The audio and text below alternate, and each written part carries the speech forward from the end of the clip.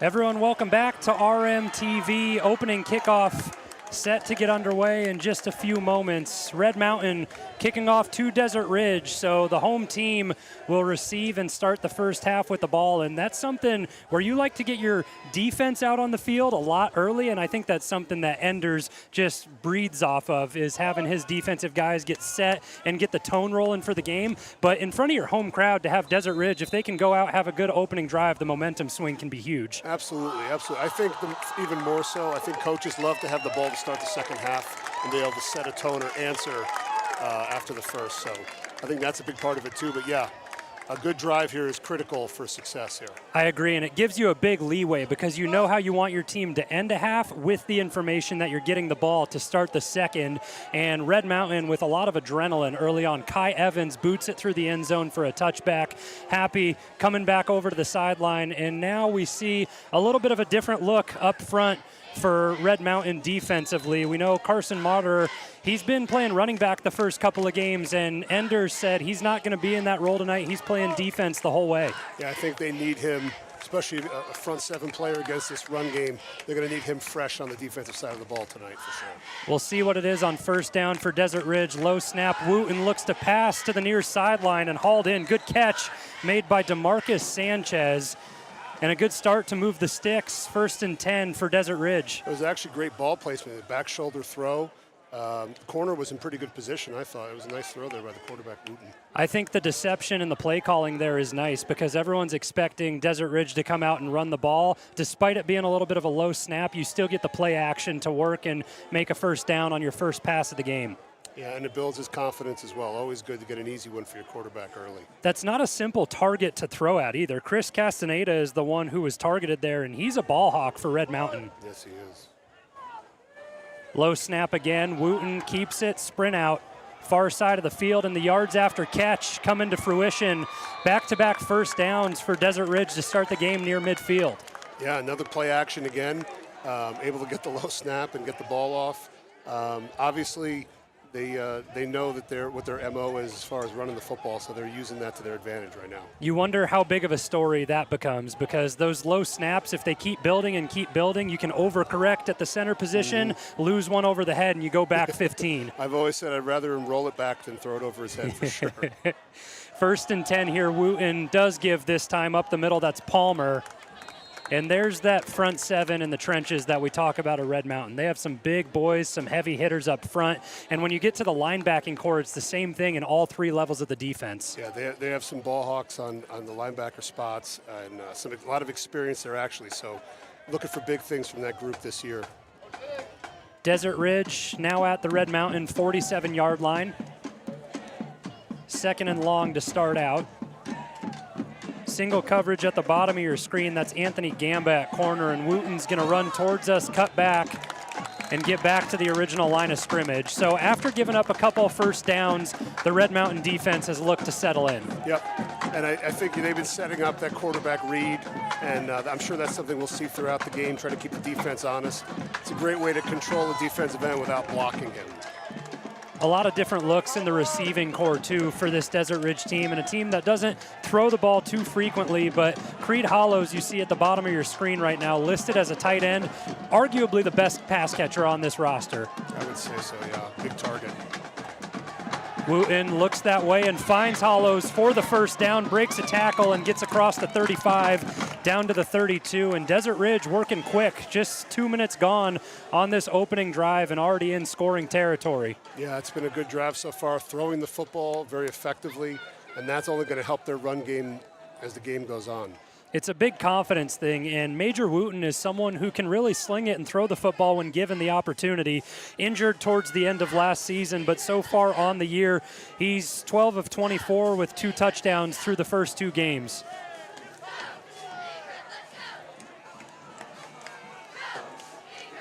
First down and 10. Red Mountain show pressure, and they bring an extra man. Wooten gets it out quick to the far side. And the yards after catch have been good for Michael Alvarado. That's his 2nd reception of the evening, and just kind of a scrappy runner with the football. Those little easy quick screens out on the edge, what that does is it's going to force your secondary to creep up, and it makes them more susceptible to the deep pass. So I can see why they're setting them up with these short throws and play actions. We'll see where Desert Ridge goes from here. 2nd down and 5 to go.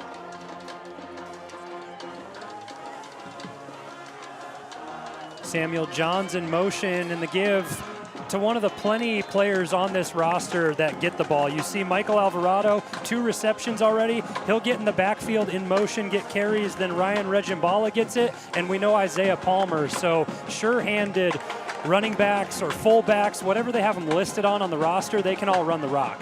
Yeah, and they're spreading it around already, and the offensive line is getting off the football. So very, very impressive drives thus far for the Jaguars. Now in the red zone now for Desert Ridge, and Major Wooten has kept this drive going. Good opening start for the senior. Checking something here.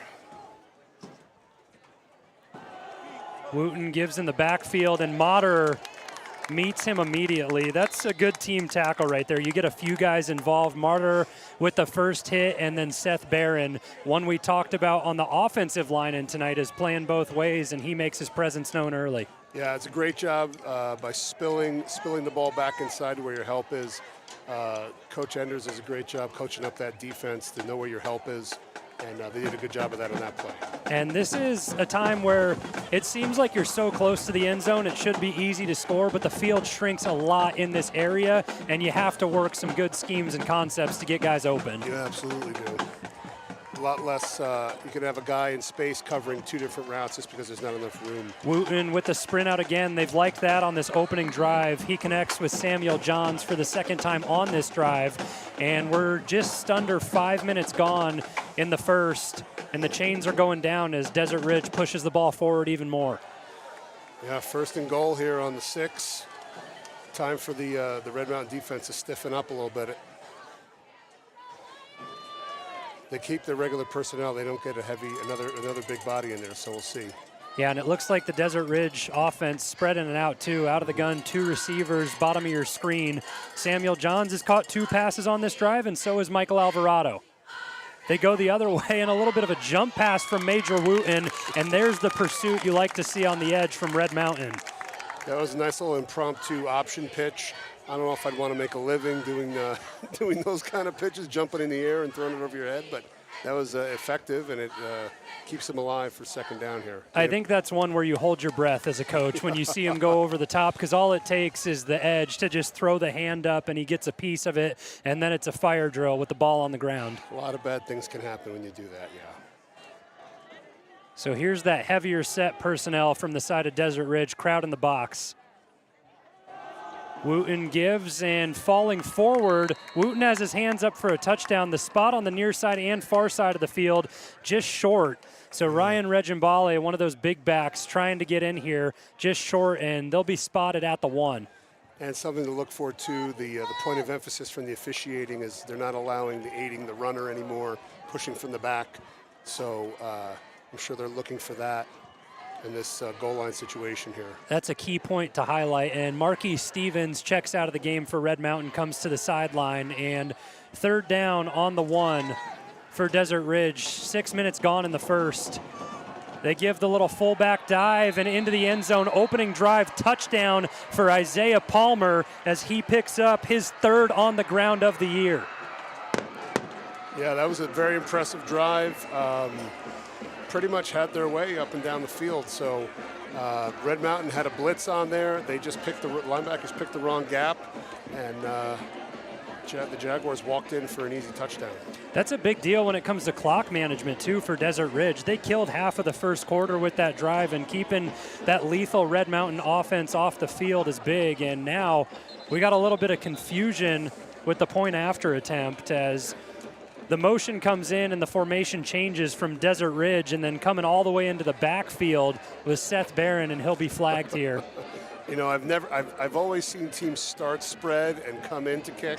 I've never seen them come in to kick and then spread out. Yeah, that's a new one. Is a little interesting to start almost like you're going for the point after and then spread it to the 2-point conversion. It just causes a sense of confusion, and it works this time around. And it looks like they're going for it here.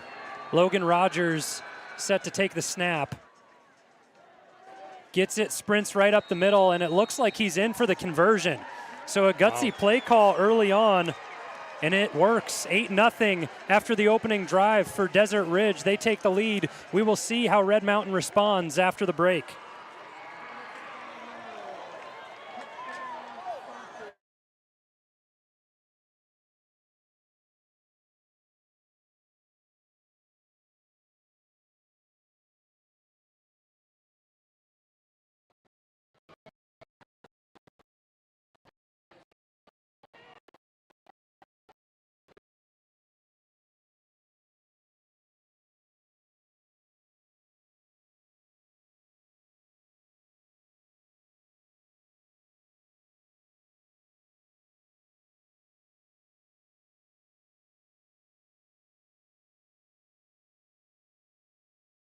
RMTV would like to give a quick shout out to a few of our sponsors. Weathermasters, family owned and operated since 1983. Plumbing, AC, and water treatment specialists. Proud sponsor of our boys at Red Mountain High School. And again, Chuck's Fine Meats, quality meats for all your grilling needs. Family owned, located at McKellips and Power. Great people, great service. Continued proud sponsor of RM football. As we welcome you back, 5:34 left in the first quarter, and this will be the first time that Red Mountain touched the ball in this game. Opening drive for Desert Ridge successful as they go up 8-0. And the short kick with a little bit of room to work with on the return, and breaking free on the far sideline is Bodie Wagner.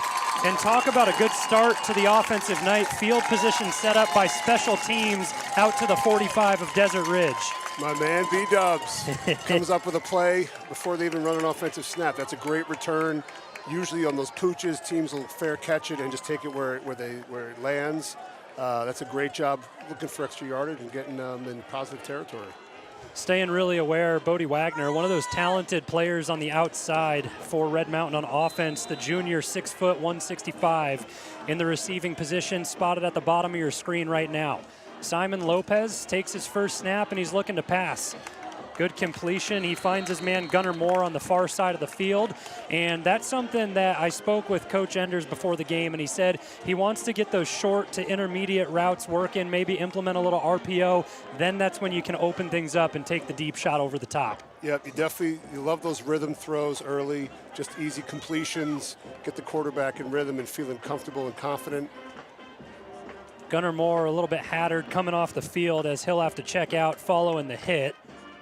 Second down and short, Lopez looks over to the sideline to adjust the call, and he's really poised for getting his first varsity start against Mesa week 1. He has looked really, really good in his first couple games. Absolutely. Has not looked like a first-time starter on the varsity. A little bit of confusion here. Good from the coaching staff, though, to recognize what's going on. I think a lot of that came from the personnel change there. After the reception, Gunnar Moore kind of came off the field, hobbled, and then they had to kind of get everybody new in, and they didn't know what was going on, adjust the play. Paxton Thorstad was the one who came in to take the spot for Moore, and it just results in not really having good communication between the line position players, and you take a timeout to sort things out. I love the check with me game where you come out, you get to see what the defense is going to line, how they're going to line up to your formation, and then the coach can get you in the right call.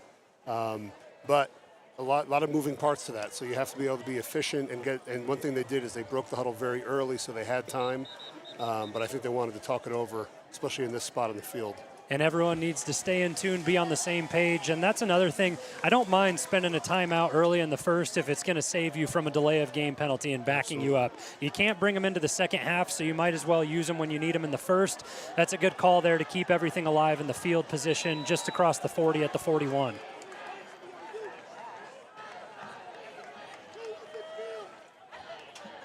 Lopez out of the gun, and he gives. Lunging forward for a good run and a nice pickup is George Perkins, and there's one of the backs kind of subbing in for Carson Motter tonight. And Coach Enders, he told me that it's going to be Motter, and you might even see Chris Castaneda getting some carries in the backfield. Yeah, it's, again, keeping Motter on defense. They don't have a whole lot of bodies at the running back position, so they're going to have to spread it around and, probably throw the ball a bit too. Fresh set of downs for Red Mountain and working at a good pace as opposed to the slow rolling game that Desert Ridge provided with their opening drive. Lopez back to pass, takes a shot over the top, and there it is. Touchdown. The man who was a little bit hobbled up after his first reception, Gunnar Moore, all the way to the end zone for a 36-yard touchdown reception. You just give him the rope-a-dope, he limped off, and then beats him on a fade the next play. That's hilarious. Great throw and catch from Lopez to Moore.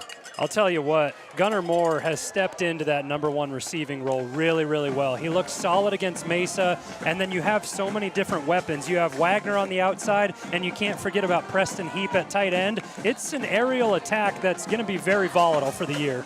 I remember watching these guys play last year as sophomores and making big contributions. I'm really excited to see what they're going to look like down the road here. If you're head coach, do you play the match game here, go for 2, make it 8-8 if you can? No, it's too early for that. I think you do what you do, but it looks like they're going to try. I think sometimes if you miss it, then you're chasing the rest of the way. Lopez in under center. Motion to empty. 5 out wide. He's looking like he wants to take it with the sneak, then backs it off, and it's the perfect series for Gunnar Moore. He gets the touchdown, he gets the 2-point conversion, and we're tied at 8. That's a great answer from Red Mountain to come right out, go right down the field. Lopez with a great throw. This could be the game right here. Just a long, methodical drive from the Jaguars and quick hitters from Red Mountain. It's quite a game so far. It feels like we have a heavyweight bout coming our way when Desert Ridge can come out and take so much time off the clock with that drive, and then Red Mountain just extends quickly to answer right back. Back and forth may be in store, or the Red Mountain defense can come back out, make some stops and adjustments this second time around. And that's probably going to be the key, as to which defense can step up and make some stops as the game progresses. Really a crucial game for both of these teams just juncture earlier in the season. And we're tied up at 8s. You know what rhymes with 8s? Tate's. Tate's AC Heating and Cooling. Honest and dependable service and maintenance since 1990. A huge shout out to them for providing our press box with a portable AC unit. Tate's AC and Cooling is a proud sponsor of Red Mountain football, and I know we're going to be soaking up that AC in these summer months for the first couple weeks of the season. So we're outside in the opposing bleachers tonight, but it's all right. You live in Arizona long enough, you get to hang with the times and deal with them. Absolutely. Could be worse. We could be on the junior high roof. I know you had mentioned that to me prior to the game. That's where you set up either last year or a couple years back, and I think that's where you would need Kevin Derryberry's binoculars to be able to see anything going on. That guy looked like he was on a camping trip when he would come out. He has so much gear. He loved those things. He told me when I was talking to him before taking this gig to call play-by-play for Red Mountain, he said, oh, so when you call games, what do you do? Do you do, you big binoculars? What scope do you have on them? I'm like, I got 25-25 vision. I can see everything with the naked eye. Oh. Early approach there from Carson Moderer on the edge, and he's going to be flagged. Oh, no, it's on the offense. Back on the offense, so a little bit of confusion on both sides. And Moderer creeping in, he causes the false start. And that time around, it's on Greg Bienvenu. And he's one of the top players on the line when you look throughout the state of Arizona. To quote Cody Cameron, he thinks he's a Power 5 talent on the line. And, I mean, his body, he looks like it. He certainly looks the part. Big frame, long arms, very athletic. Physical. Yeah, he's got all the tools for sure. He's one of those guys you can look to rely on, too, to open up the run game and just design something where it's like, hey, you need to move this guy and we're coming to you. Mm-hmm. So that makes it 1st and 15 deep in their own territory. Wooten keeps it himself. And a pitch picked off. There's the mistake from Major Wooten early on, and Anthony Gamba with the pick on the far side of the field, and that's the spark plug you need for the Red Mountain defense, and they get the ball right back in scoring territory. I feel like we made a jinx it talking about living dangerously with those pitches, and sure enough. That's one where he was at least back to the line of scrimmage, maybe a little bit further. You take the hit, you go down, you pick up a couple and just work the chains. And it's the second dangerous one, like you mentioned, over in scoring territory when he threw the one over the defender. Yeah. That made us hold our breath a little bit, and this time it cost him. It is the rage now with the post-snap RPO, just having the receiver set up and he can throw it as a runner, but that was ill-advised. Athletic play from Anthony Gamba to intercept that while going down to the ground and make sure he secured it and hangs on to it. Run game going early on for Red Mountain on this drive. Talon Lamb, the junior, gets the carry. And this is where we see just the diversity of this backfield for Red Mountain when you have a guy that's out. And I think there's no better time than now to mention Isaiah Savoy. Yeah. That's a player transferring to Red Mountain that they're going to love to have during the Highland game is when he's eligible to come back from transferring. So another couple weeks and he'll be able to play.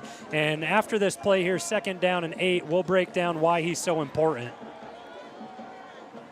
Lopez with a little bit of a sprint out, and he just takes it out of bounds. I like the play there to avoid the hit. He had a lot of scrambling going on against Helix in that game in California. Want to minimize the sort of scramble plays where you're taking hits and give him more of the design runs where he knows where he's going off the jump. Absolutely. Control where the hit's coming from.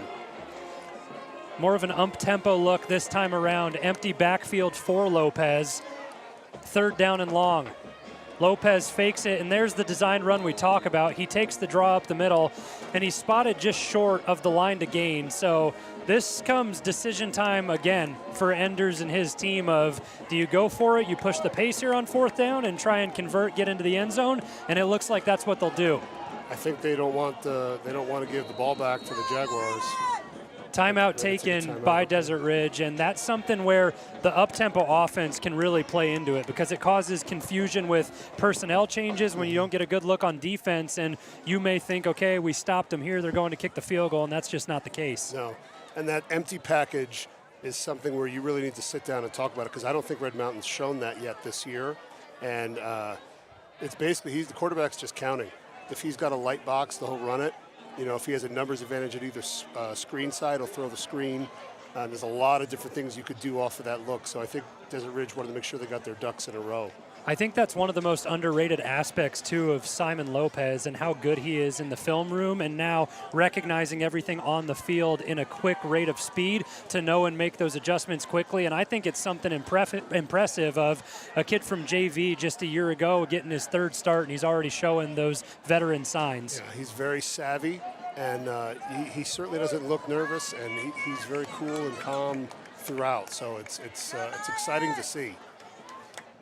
Let's see what they go with here in 4th down. Yeah, the timeout from Desert Ridge, it gave them time to adjust, but it also gives Red Mountain time to get a look and know what they want to come out with. In the backfield, George Perkins set next to the right-hand side of Lopez.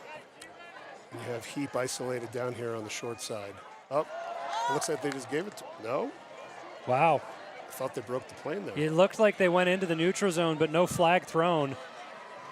And now Lopez sprints out to the near side, and instead of just the first down, he'll take it all into the end zone. Rushing touchdown, Simon Lopez. Red Mountain on top with their first lead of the evening. Yeah, and just a great carry there, great look, scheme design. They overplayed the trips to the field, and they just didn't have enough bodies over there. It's a great play call by Coach McDaniel. I think that's something big to implement too, is those designed runs that we talked about, getting Simon Lopez involved, because it is just kind of a roulette wheel of running backs in the backfield for Red Mountain tonight. And I think with the point after coming up here, that's a good time for us to go back and talk about the conversation we were having earlier. Isaiah Savoy, a kid coming from Apache Junction as the extra point goes up and through and transferring here. I had a chance to call 3 games in the past 3 years for Apache Junction.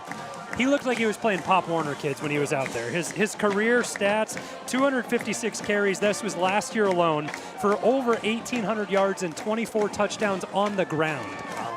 And I think just talking to the coaches before the game, they're down 7 starters right now at Red Mountain. So in 3 or 4 weeks, it's going to be a very different looking football team. And I think they're really excited about it. Savoy is definitely a big part of that for sure. If I gave you a little quiz on Arizona high school football, how many games does a team typically play in a season? 10 regular season, and then possibly 4 in the playoffs. So last year, Isaiah Savoy had 11 games with 100-plus rushing yards. That's impressive. It's incredible what he can do and the talent he is, and he does it in multiple ways. I mean, he's powerful through the trenches, but if he gets a step to the outside, he's so shifty, can not only break tackles, but make defenders miss at the same time. What year is he? Is he a senior or junior? He's a senior this year. Kickoff scooped up, out of bounds, and a strong tackle made on the near sideline, and straight over to grab a sip of water after that one, Lucas Wilson with a good special teams play for Red Mountain. See how Desert Ridge responds. I doubt if we'll see option again on this series, but you never know. You may see it, but it may be something where there was a good conversation on the sideline saying, hey, let's take what's given to us and not try to do too much and stay in this one. Absolutely. I think sometimes these kids watch Patrick Mahomes throw all those off-platform throws, and he makes it look so easy, but it's a lot more difficult in practice. It certainly is. First down and 10 from the 17 for Desert Ridge. Wooten comes out, this time throws it just out of the reach of Samuel Johns, who's been a favorite target of his tonight. And they really like that kind of rollout sprint out option, and it just gives the opportunity, if he can read the backer in the second level, go for a run or throw the pass out, but that time a little bit too much pace on it. And it also solves a lot of your issues if you have a team that likes to blitz and do line stunts. It just gets your quarterback out of harm's way and out in the open. Yeah, it's a good changeup to have. That's something important to highlight at this stage in the game too, is just the adjustment and how Red Mountain has settled in defensively after that first drive. Yeah, it always takes a series to see how a team feels and how fast they are off the ball. Great stop there, swarming defense. That's such an underrated aspect of the game, is the group tackling. You know, a lot of these guys, some of these corners that Red Mountain have with Anthony Gamba, Chris Castaneda, they can play on an island, and if you throw a quick pass or a wide receiver screen, they can get to the ankles, get low, and make the tackle. But this linebacking core led by Champ Jennings and Jamison Wade, I mean, they are some heavy hitters. Heavy hitters, and, the cumulative effect of getting hit by multiple guys every play definitely takes a toll after a while. Just over 1:40 left in the first quarter. 3rd down and long. Wooten back to pass this time around off the edge, and he's gang tackled yet again.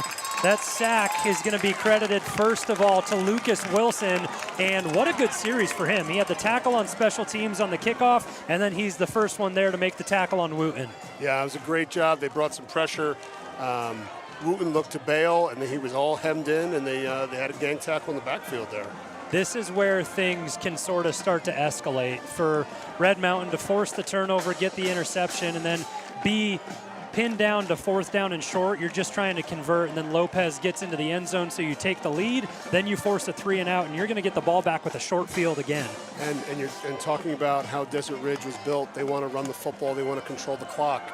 If you're down 2 scores, you really can't play that game. You have to get up tempo, and you have to start matching points. It's hard to not have a sense of desperation when it gets to that, and you think you have to catch up with the score. Flags down prior to the snap on the punt, so we'll see what the call is here. I think it's delay game. And they'll back them up a few more, but like you're saying, when you rely so heavily on the run game, it makes it that much more difficult to play from behind. Yeah, and you know, it's the first quarter, so there's still plenty of time to play their game. But you have to be concerned if Red Mountain's going to come out and answer so quickly, you know, because your offense needs a break too. If they're out there for 10, 15 minutes and they only get 4 plays and they're back out, that's going to wear on them as well. Yeah, most certainly. And I think before the penalty could be assessed for delay of game, another timeout was taken from Desert Ridge. So that's their 2nd timeout spent already in the first quarter with 47 seconds left. So something to keep an eye on there just when we get late into the half. And already I want to highlight what we talked about at the beginning of the game is we have to remember that Red Mountain kicked off. So they're going to get the ball back to start the second half, and they're capitalizing on offensive possessions and opportunities right now early. Absolutely. That turnover in the positive red zone there, big momentum swing. And a key drive coming up here. If Red Mountain can go and punch it in again, I would say Desert Ridge is going to have their back to the wall a little bit. It takes a lot of life out of a team if you can go up so quick within the first quarter and a few minutes into the second. And now 2 returners back for Red Mountain. Kick is going to end up going to Gunnar Moore, who scored a touchdown already tonight, as he looks for a little bit of space and gets out across the 40 to set up this drive here for Red Mountain. Just 35 seconds left in the first quarter, but a really good game from all the skill players so far for Red Mountain. And then let's talk about the special teams. Their starting position has been on the positive side of the field on all their drives thus far. 2 of them because of returns, so that's an impressive job there by the return team. We talked about the first one was just a little bit of a pooch kick, and your guy B-Dubs, Bodie Wagner, took that one up across midfield, and this time around you get a punt, and Gunnar Moore shifts a little bit, and you're already in good field position. Love to see those guys make impact plays. It's a great job. So no foot being let off the gas here from Red Mountain. Empty set for Simon Lopez. Lopez steps up in the pocket and he takes off. A lot of room to work with. Simon Lopez gets to the outside and a touchdown saving tackle, that time made by Samuel Johns, who plays great at the safety position, but you really want that play to be stopped a lot earlier if you're Desert Ridge. I think Desert Ridge is going to have to start designating a spy for Lopez because those linebackers bailed out of there on the pass read, and he ran for quite a while before he got touched. Lopez has been so dangerous with his legs already, and I think they take a timeout. Lopez kind of favoring his right arm as he comes back to the sideline. So timeout taken here by Red Mountain after the big gain and down in the red zone. And we'll take a break as well with 12 seconds left in the first here on RMTV.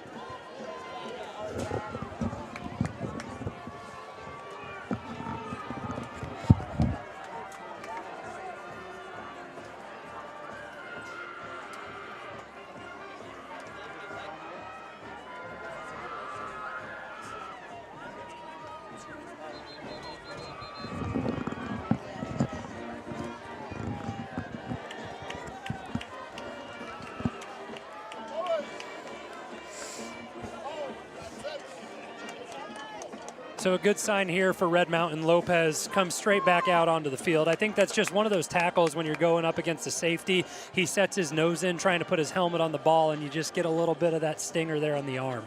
Yeah, he was twisting a little bit at the end of the tackle, trying to spin out of it.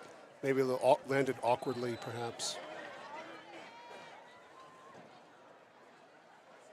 Lopez fakes it, quick pass to the outside, and Wagner gets it, tries to get back to the line. And good life shown from Desert Ridge to make the stop on the near side of the field and not allow anything past the original line of scrimmage. Yeah, it looked like the throw was a little bit low, and Wagner had to dig it out a little bit, and lucky to get back to the line of scrimmage just about. So that ends the first quarter, 15-8 Red Mountain lead. And we'll take this time to shout out a few more sponsors here. We'll talk about ASP Pools, America's swimming pool company. They take the stress out of pool ownership. With ASP's help, you can focus on making memories while they take care of the rest. ASP wishes our 2023 teams a safe and successful season. Go Lions. Also, SEC Electrical Contractors. Contact SEC Electrical for all of your commercial contract needs, powering up a winning season. Go Lions. We'll get a couple more going here for Ortho, Arizona. Dr. Douglas Griffin is a proud sponsor of Red Mountain football and is a Red Mountain football foot and ankle specialist. And lastly, Dry Force, the champions of restoration. When water strikes, they score big with swift recovery, saving homes like game-winning touchdowns.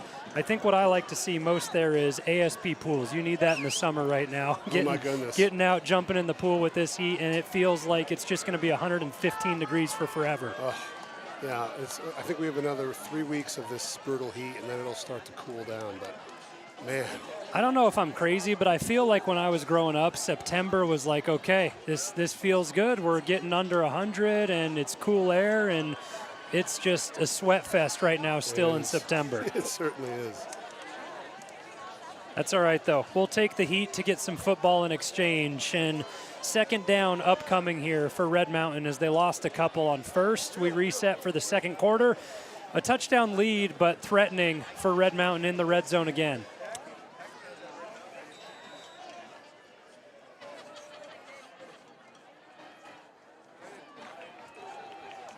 Lopez gives it back to Gunnar Moore. He has a lot of room to work with. Quick burst and a big hit. And a touchdown-saving tackle right at the goal line. It'll be spotted at the 1. I love a little end around there. Beautiful. Good play design. Gunnar Moore has taken a couple big hits tonight, but he's made his impact known on the game as well. He seems to run with very little regard for his bodily safety. He just goes all out, doesn't he? It's violent. Yes. He's feeling it right now, taking a light jog back to the sideline, but it's one where he'll be able to get back into it and shake it off. But yeah, running with such violent disregard is something that's big, and it works when you can bulldoze the guy over, but other times you feel it when you get the impact. It's funny that it's him because he's not a physically big kid. He just runs like it. Yeah, exactly. Like you said, smaller frame, 5'11", 155. And prior to the snap, we get a flag. It's on Red Mountain, it looks like. Yeah, that'll back things up. And, well, something that Kyle Enders told us wouldn't happen before the game looks like it may as they send Carson Moderer into the backfield in the red zone package here. He is their power back. He's a linebacker that can run with the football, so I think that's what they're thinking here on the goal line. It makes it tough to rebuild in the season when you lose someone like Lawson from just a year ago, and that's a hard person to replace. Yeah, a lot of big plays between him and Jacoby Lane graduated, so they've done a good job so far. Moderer gets it, and he's met early, stopped short, and that brings up second down from the 3 is where the spot's at. So they're back on schedule. Change of personnel here.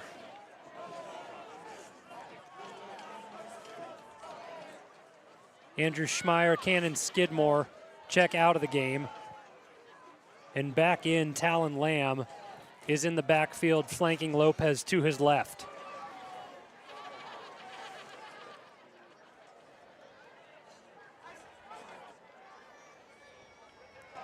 Flag down. This one's going to be a play to go and an interception, but I think it's going to come back for Desert Ridge unless you get a push off or something offensively. Flag was thrown on the far side of the field where it happened, but it looks like we're changing personnel, so we'll have to wait to see what the officials call. Yeah, I don't know. It looked like he may have left early. I'm not sure.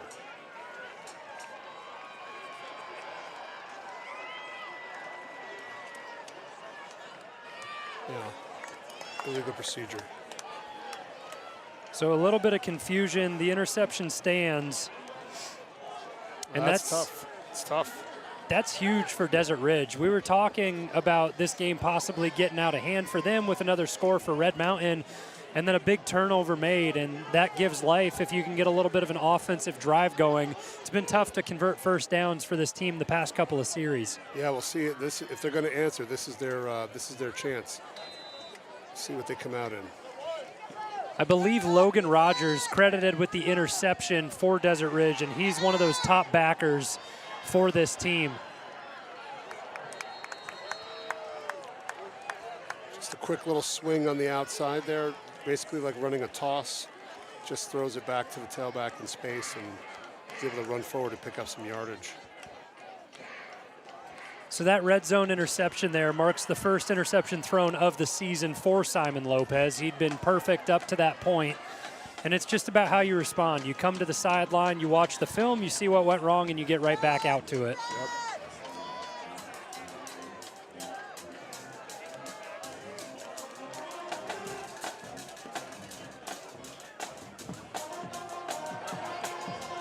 Wooten with the quick pass to his sure-handed tight end and down the near side of the field, staying on his feet. Big gain after the catch for Creed Hollows. Just a talented pass catcher, and he shows what he can do after the catch and gets across midfield. Yeah, it looked like I think they thought they had pushed him out of bounds, and he had obviously kept his feet in and kept going. Got about 10 extra yards there. That's something where the cliche comes in of, I guess you just play until the whistle goes, right? Absolutely. Absolutely.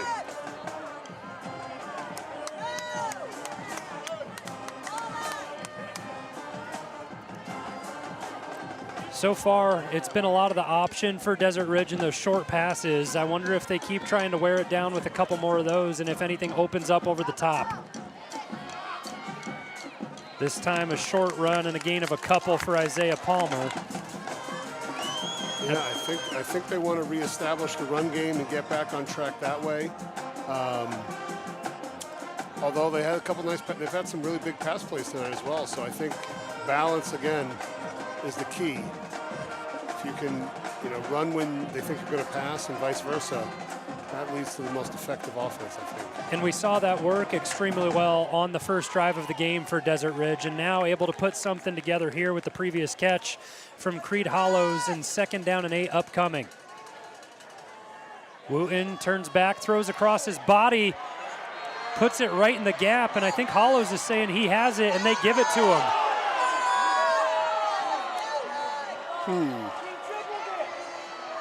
It's a tough call to see from the opposite sideline, but with a talent like Hollows and how good of a pass catcher he is, I mean, I wouldn't put it past him to be able to get his hands under the ball there and make that successful reception. And like you said, the official with the line of sight is 30 yards away.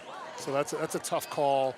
I think you got to go with. He did stand up with it. He did look like he had it when he got up from out of bounds. So there's no replay. I agree. It's something that's tough. You don't get 70 cameras like you have on an NFL broadcast to go and throw a challenge flag and review. It's what you say kind of stands as a quick burst into the second level for a pickup of a few for Desert Ridge, starting to put together a drive and really just find their superstars offensively and make it work. That last one from Wooten, I mean, that's one of those tough throws against the grain, back across his body, and he just kind of found the gap in zone, and that's good route running from Hollows to just kind of sit in that open area. It seems that he throws much better on the move. Like, I don't know if we've seen a whole lot of straight drop back from him. It's all boot or sprint out. So I think Red Mountain's going to have to come up with an answer for that in the second half. Again. 2nd down, Wooten sets his feet, this time wide open in the end zone. The entire drive goes to Creed Hollows. And the turnover in the red zone from Red Mountain cost them 6 as Desert Ridge respond with 7:25 remaining in the first half. I got to tell you, this is a heck of a game so far. It's been exciting. Just delivering knockout blows. Love it. Makes it fun for the players, fun for the fans, fun for the broadcast. You never want a blowout. You want a lot of back and forth, and we've been getting it early on. And you know, there's no love lost between these two schools. They're less than 5 miles apart. All these kids know each other from youth ball and growing up, and this is actually in Mesa. Yep.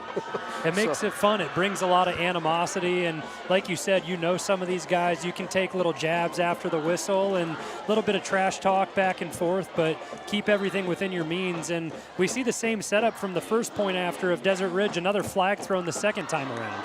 Yeah, and if it ain't broke. Oh, a little end around. This time they give, and a burst of speed gets into the end zone. Nolan Hayes with the 2-point conversion, and now a 1-point lead for Desert Ridge, up 16-15. Man, if this is going to be the pace the whole game, I might just fall asleep in my car. I'm not even drive home. This is wild. It's going to take everything out of us if they continue to go back and forth. 7:25 left in the first half, and a 16-15 lead for Desert Ridge at home. We'll take a quick break on RMTV.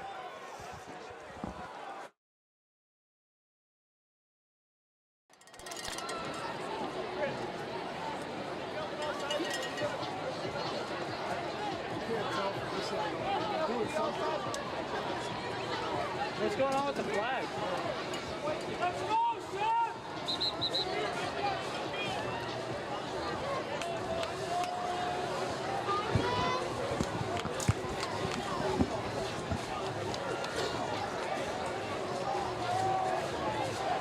A much quicker and less methodical drive that time around from Desert Ridge to be able to retake the lead after going up 8-0 to start the game. And that's about capitalizing on turnovers. You always want to make those become points, and that's something they do successfully on that drive following the interception. Yep, both teams have been able to punch it in following a turnover, and you know, that's what good teams do, capitalize on the other team's mistakes. Wagner comes out with it again, that time dropped down at the 10, so it's going to make a long field for Red Mountain, and something to keep in mind. Plenty of time left in the first half to get down, but they have pretty much the length of the field to go. Spotted just across the 10-yard line, so it'll be 90. And this is something where it comes to responding. They say the best trait a quarterback can have is just a short-term memory. Forget the mistake, get back out, and just execute the offense, and that's what Simon Lopez will look to do here. Yep, I would imagine another rhythm throw or even maybe another quarterback design run just to get him going. The receivers and position players have been so solid on the offensive drives for Red Mountain, but one player we haven't called the name of tonight is Preston Heap. Flag on the far side of the field and a quick burst to get out for a gain for Talon Lamb. We'll see if this one stands. It looks like they've been trying to get him isolated away from the trips to the short side of the field, and Desert Ridge has not taken the bait so far. They're leaving two guys over there to make sure that they have him covered. I think they just waved the flag off, so ended up making a no call. And in that case, it's a big pickup of 9 on first down for Lamb. Yeah, it was a nice little run there. That sets up all kinds of, 2nd and 1 is a play caller's dream.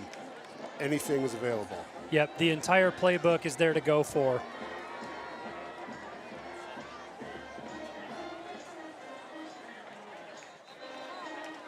So this time, I'm sure the flag will stand. I'm not sure what's going on here. Call a false start that time around on Red Mountain. So, like you said, the 2nd and 1 is just such a huge situation to be in, and then that backs you up a little bit with a mistake.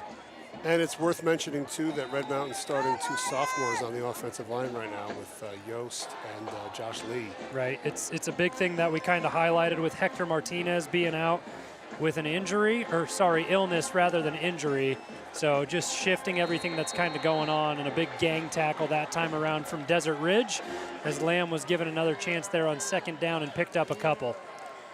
This has been quite a seesaw battle. Just when it looks like a team is going to establish and take the momentum and take command, the other team bounces back and makes a play. So we'll see how they respond here on 3rd and medium.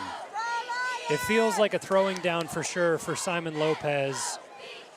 You have Heap sort of in the slot on the near side of your screen, playing away from the line of scrimmage. Lopez facing pressure, recognizes it, steps away, and Lamb is open for a big reception and room to work with. A huge play on third down, not only to pick up the first, but get out to the 50. My goodness. I'm really impressed with Lopez's field vision, that he was able to find him. Most quarterbacks, I think, would have just tucked it and run and got the first down, and his eyes were downfield. He made a great throw there, got him to the 50. And that's a difference of just picking up the first down and then sliding or getting tackled after a gain of 5 or so to picking up 15, 20 and getting it to midfield. Yep, absolutely. Smart play from Lopez responding on this drive. Just a couple minutes gone in the drive, 5:45 to go in the first half. Lopez finds Heap for the first time tonight, and Heap with a big burst of speed and a pickup of 18. You can see why they want to double cover him, because he's explosive with the football in his hand. The game against Mesa, the first one of the season, I had the privilege of being on the sideline while Kevin Derryberry and Cody Cameron called that one. There was a pass where it was just a little slip route into the flat where Heap caught it and then turned upfield, and I felt so bad for the backer. I heard it on the sideline, just a hit stick ran him over. And when you get that kind of a frame going with that speed, you don't want to be in front of it. He is explosive, man. He's a pretty good athlete, so it's exciting to see when they get the football in his hand. Empty set, Lopez goes quick, Lamb catches it, and a pickup of a couple. How about Lamb? He's going to have some nice carries, 2 big catches already. It's something where it was a question mark with the backfield. With us knowing that Moderer wasn't going to be playing, who was the person that was going to be able to be put in comfortably and trusted and relied upon? And so far, it's been Lamb in the first half. Yeah, he's impressed me so far with his catching. It's kind of so important nowadays, that dual threat in the backfield, to not only be able to run it, but be involved in the passing game as well.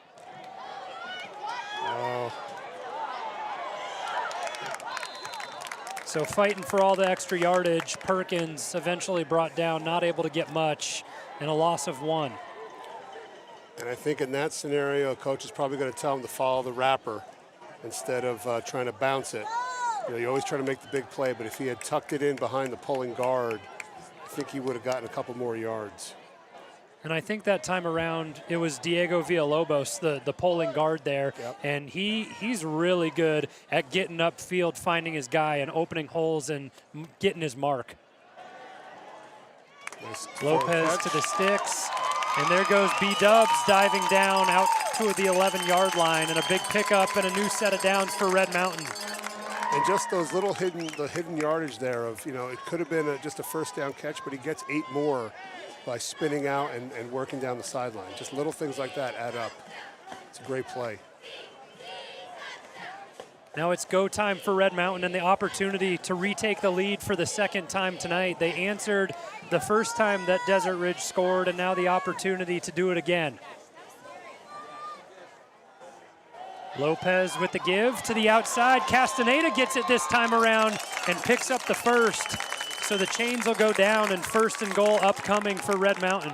That was a nice little burst there by Castaneda, getting his foot in the ground and getting north-south. Well, and that's the first time we've seen him in the backfield tonight. Yeah, that's a nice little run there.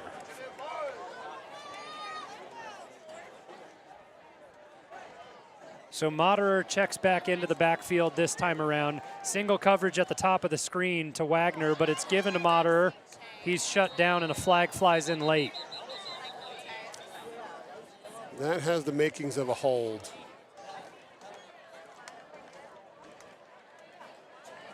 Just so tough as a coaching staff when everything is executed so well. You get down to the spot of a field where you like to be, and then you get backed up. Yeah, and that's part of each game as well, is learning what the refs are going to call, what they're going to tolerate, what they're not going to tolerate. I mean, there's holding on every play in football. It's whether they're going to call it, and you have to kind of learn what's acceptable and what's not. Apparently, whatever happened there was not acceptable. Right, and how well you can hide it for these offensive linemen, how much you can get away with it, and all the little tips and tricks that they implement. Absolutely. Lopez fakes the give, faces pressure, but gets away from it. Incomplete to the far side. couldn't quite connect. I believe it was Skidmore on the far side of the field. Looked like he had somebody in the back of the end zone. Don't know if he got open too late. It's a good job getting rid of the ball, putting it somewhere only his guy can get it. Live to fight another play, not forcing it. Still plenty of time left on the drive, just 2nd down and goal, but being backed up to the 15 following the penalty. 3:25 left in the first half.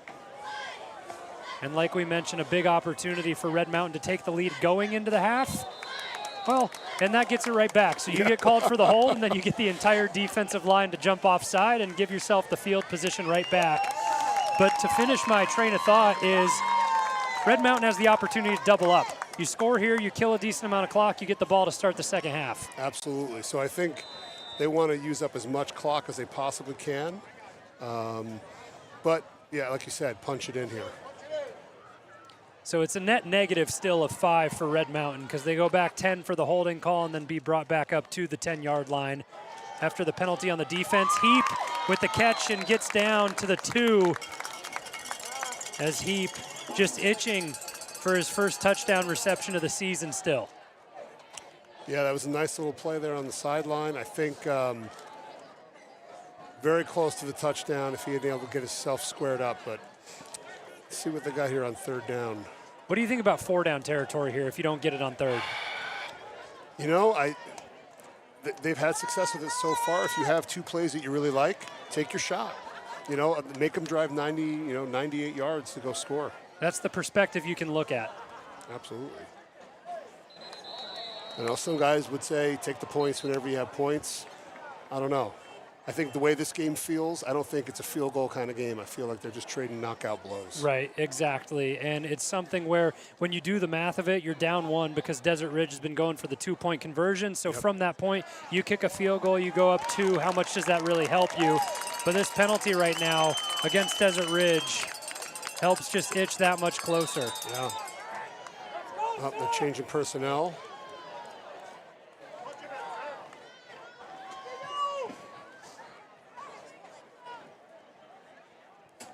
Oh, they reset the play clock after the penalty. Okay, I was going to say, like, how do they have this much time? Yep, they were trying to work quick. It went back to the full 35 as the countdown ensued. And now a quick sprint out of the huddle. A lot of lead blockers set up here for Moderer. That time it's given up front to the fullback. Crafty play design, and Andrew Schmeier gets in for the touchdown. Oh, you got one line judge is saying no, the other one's saying yes. You got to have a conversation here. Got to make sure you get it right. Our officiating crew headed by Kurt Geitzenauer.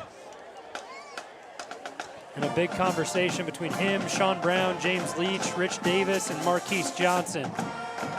Everyone's got their hands up on the Red Mountain side. Everyone's saying no on the Desert Ridge side. Yeah, again, no benefit of replay, so you got to go by who had the best view. And they give the touchdown. So Andrew Schmeier, the junior, gets the fullback dive and a crafty play design. And they're going to take the extra point here.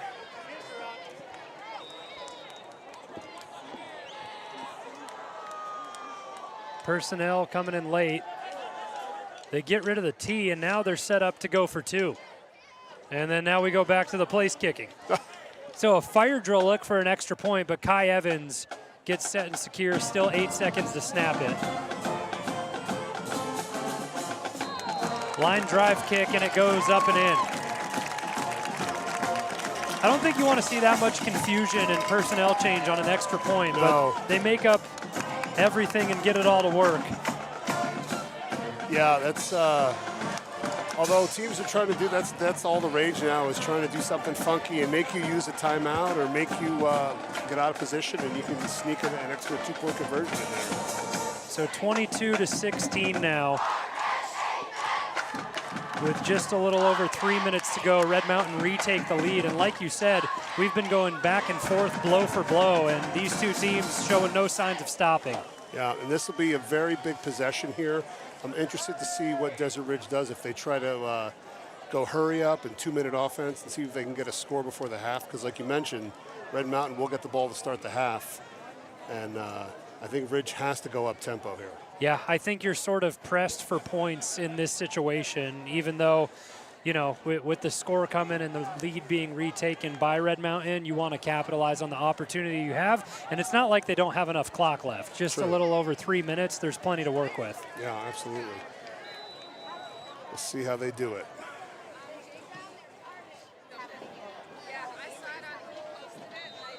Great kick. Line drive put over the back and received by Ashton Fullen in the end zone, so they'll just bring it straight out and give themselves the standard field position.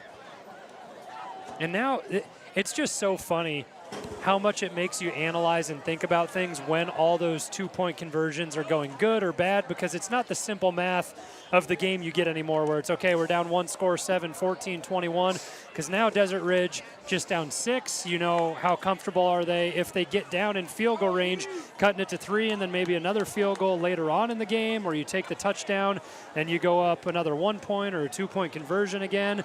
It just brings so many options. I know most guys have a chart. And it's just a very easy up by this many. At this point in the game, this is what you do. Yep. Because otherwise, you get your calculator out trying to figure out what to do. And that's one thing. These coaches already have enough to think about on the sideline, making in-game adjustments. It's the last thing you want to worry about. Low snap, we haven't seen one of those since the first quarter, but it ends up being a good result as Isaiah Palmer bolts out for a pickup of 8. Yeah, those low snaps have worked well for them so far. Everything, it's almost like the pressure comes from Red Mountain and they see the low snap, and then it's just the ball's given away and they're gone. Yeah, it's weird. That time Alfonso Glorio was the one into the backfield, and yeah, like you mentioned, a timeout taken here.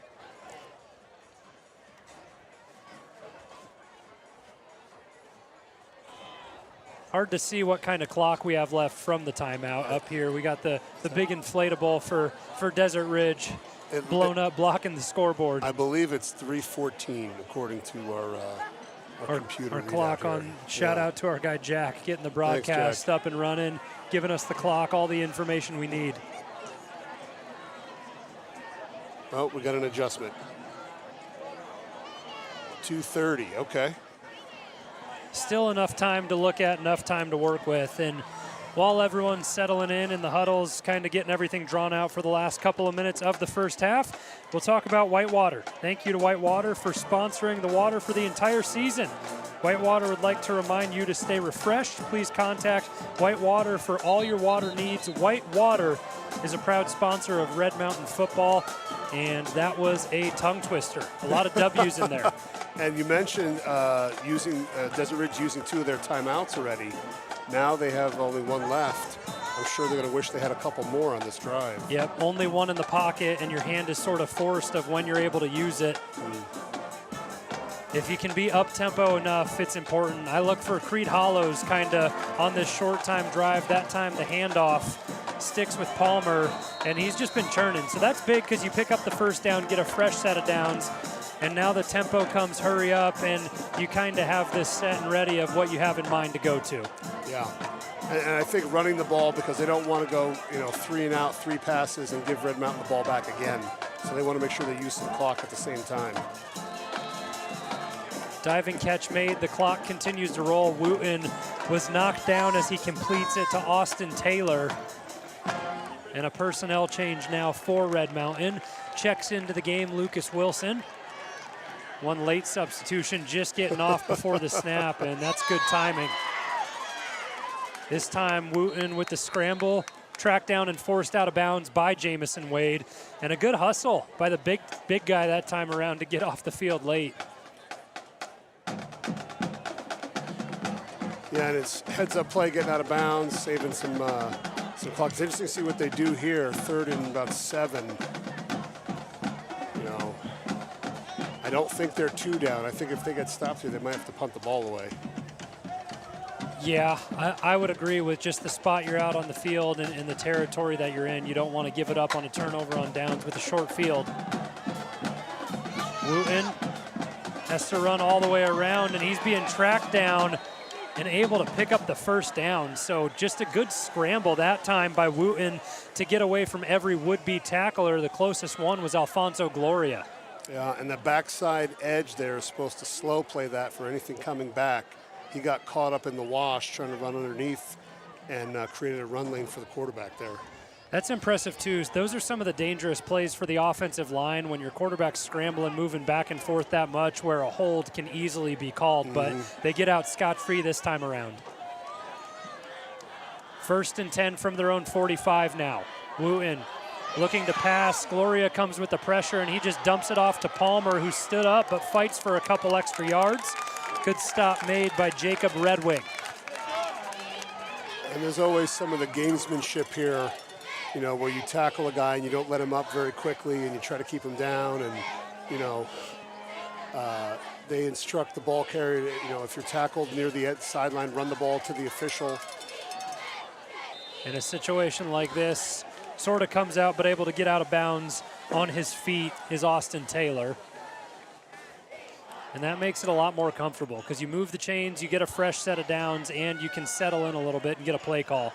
Yeah, and I'm not sure what the clock situation is. I want to thank Desert Ridge for putting their giant blow-up cat right in our line of sight. I would assume at this point we're probably sitting somewhere between the 1 to 130 territory, as it feels like what the drive has been given away to. Yeah.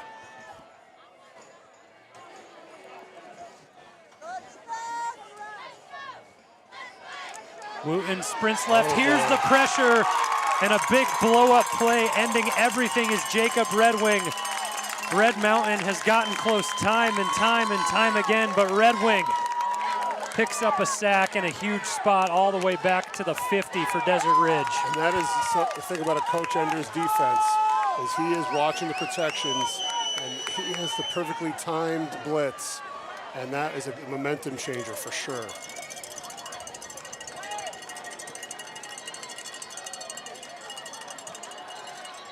Flag down as Wooten lets it fly.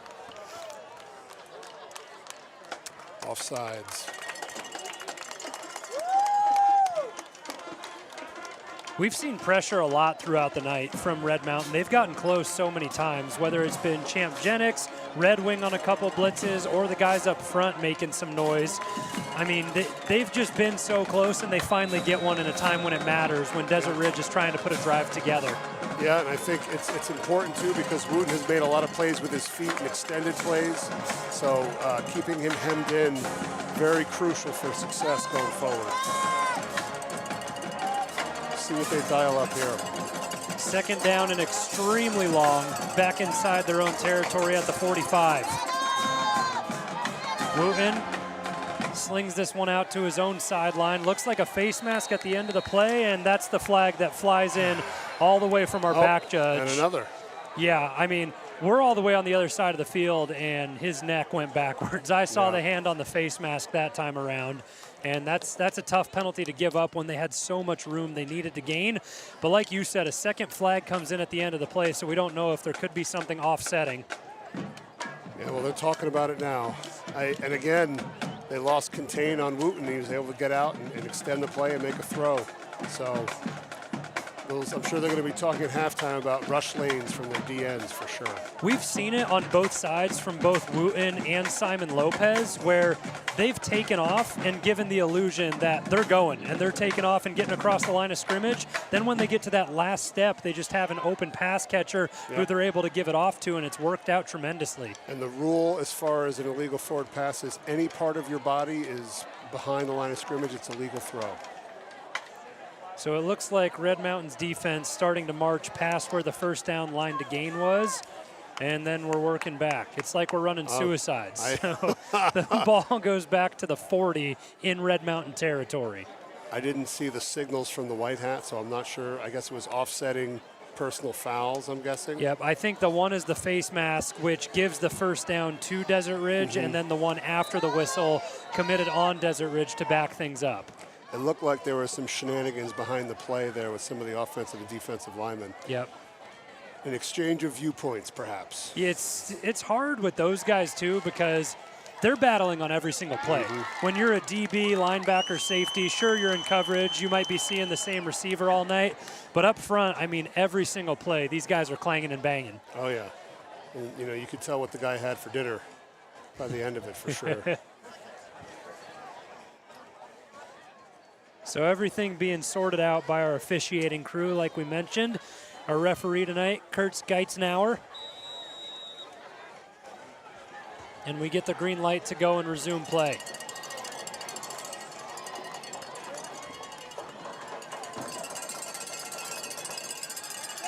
Wooten back to pass, tries to get forward, and there's that defensive pressure again.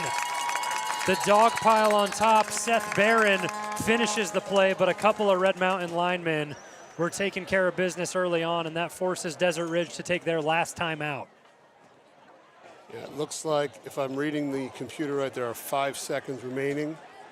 So maybe run a play and get out of bounds and kick a field goal or take a shot at the end zone. Not much else you can do here with 5 seconds and no timeouts. Yeah, I think I probably just rather prefer the end zone shot in this situation to see if you can give yourself a jump ball. And if you're going to throw it in a certain territory, you throw it in the area of Creed Hollows, because he's made good catches after the run and then also a couple contested tonight. So you go to the hot hand when it's working. Yeah, he's a big target. I'm assuming that he'll get a lot of attention from the DBs on this last snap here. How much are coaches able to actually adjust at halftime in such a short time span to be able to look at certain things? Is it just a few points that you highlight to look at that you say, hey, this is beating us bad, we got to fix this? Well, now with the echo system and the TVs on the sidelines, they're able to make corrections in between series. Right. So you can do a lot more than you used to be able to do. Really, the halftime is just kind of a check-in and reestablish what the goals are going forward, what the changes are going to be strategy-wise. But the corrections are done real time. We'll see what the final decision here is for Desert Ridge as Wooten out in the gun. He has Palmer to his left. There's the quick pass you're talking about, and it's dropped.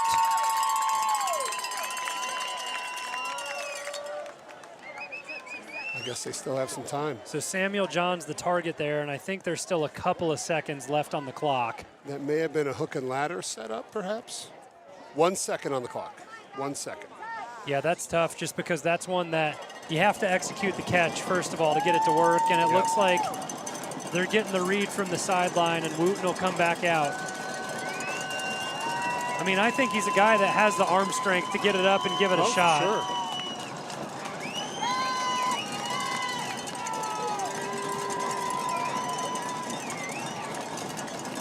A lot of stomping in the stands on the Red Mountain side and a lot of noise from the student section from Desert Ridge. Big play for both sides.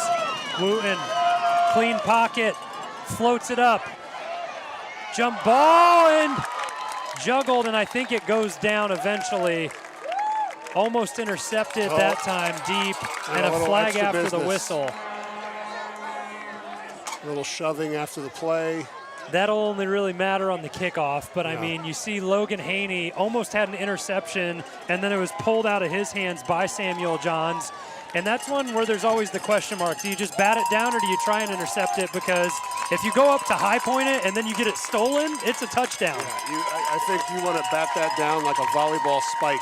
Yep, I don't disagree. So the first half comes to an end in a thrilling, exciting game. We talked about this game being won in the trenches, but there's been aerial pursuit from both sides. 22-16, Red Mountain on the road lead, and we'll be back with a halftime report, but first we take a quick break.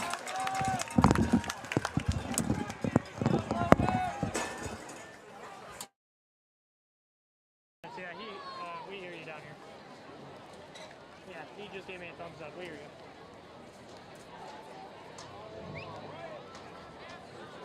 Gotcha, thank you. Oh, homecoming stuff? So that's why they put the Jaguars there.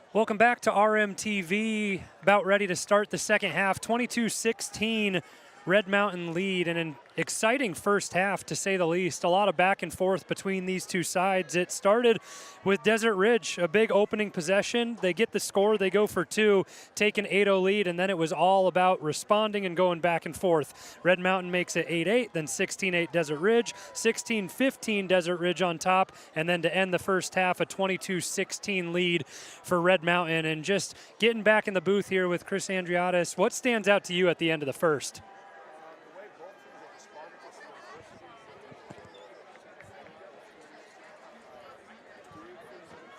The grain a little bit. Yeah, I think it's going to be a great second half. Very interesting to see how Red Mountain comes out and establishes himself on this first drive. And as we mentioned throughout the first a couple of times, is the big thing, they get to receive here to start the second. So they get to set the tone, maybe put some more points on the board, extend the lead, and get a lot of different guys involved. We'll see how comfortable Simon Lopez looks coming out for the second half. He's looked great throughout the entirety of the first, minus the interception in the red zone. Yeah, and we were talking earlier about, the numbers game of when to go for two. I think a situation here, if you score a touchdown, you'd want to go for two to go back up 14 instead of 12 or 13 even. So yep, that's something to think about as well. I would agree. A lot of big takeaways from the first half. On the offensive side of the ball for Red Mountain, just getting so many people involved. We see Andrew Schmier get that touchdown on the fullback dive, a nice little concept put together. And then to start it was Gunnar Moore with the big 36-yard touchdown. So a lot of weapons being implemented into the offense. On the side of Desert Ridge, Major Wooten, he's been good, like you mentioned earlier, throwing out of the pocket, on the run a little bit. And the big target there is Creed Hollows. Yeah, he's having a heck of a game so far. I think he's caught everyone that's come his direction and made some yak with it. So I think he's definitely going to get attention from the secondary in the second half. Interesting to see with the kickoff here. You notice they're in that bunch look to see if they try an onside kick, try to catch Red Mountain off guard here. And the special teams has been very efficient for Red Mountain throughout the night. We saw their first couple of possessions across midfield, and when it makes it a short field, it's just that much easier for your guys to make quick work. Absolutely. We'll see what they can do on this return here. A lot of guys up anticipating a pooch or a short kick here. And it's something where you have to be on your toes and know what is about to be thrown at you and be able to respond to anything. And to transition here to guys who maybe don't get enough love when we highlight the defensive side of the ball, Red Mountain were incredible throughout the second quarter at adapting and bringing a lot of pressure. They got to Wooten time after time, finally converted on a couple of sacks as Red Wing got in to pick up a big one at the end of the first half. Yep, and Alfonso Gloria also had a couple pressures there as well. We'll see what they can dial up here.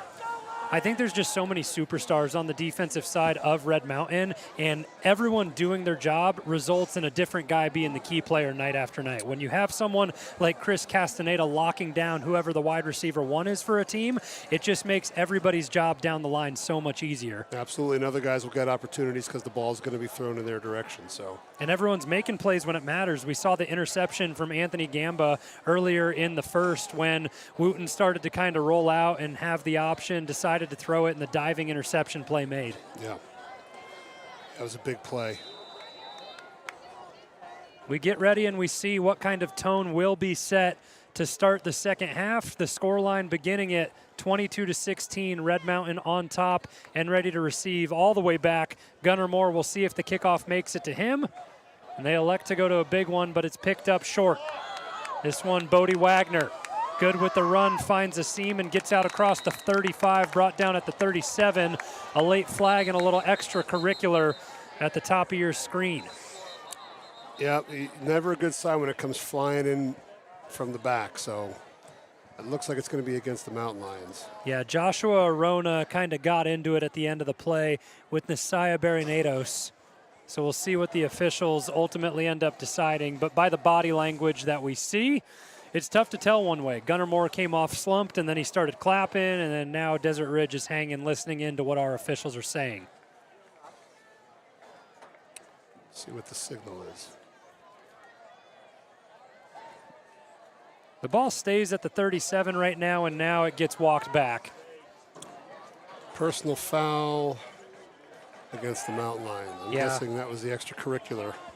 And it's just, it just silences everything that you've done to give yourself good field position, because I talked about we don't talk about the defense enough and those guys in the trenches, but the special teams has been great tonight for Red Mountain on returns and then coverage as well. You get out to the 37 and then you drop back 15. Yeah, not a good way to start off the second half for sure. Lopez out of the gun, single coverage at the bottom of your screen. Lopez goes to the top of the screen and overthrows Bodie Wagner, who had a step on the far sideline against Andrew Hines. I like the throw, though. It keeps Desert Ridge honest on the back end, and, you know, it was a good spot. He just couldn't run under it. I like the play call to try and set the tone early. I mean, imagine you pick up the 79-yard touchdown reception if you connect on it, because there's no way anyone was catching Bodie Wagner if he pulls that down. No, that would have been a dagger for sure.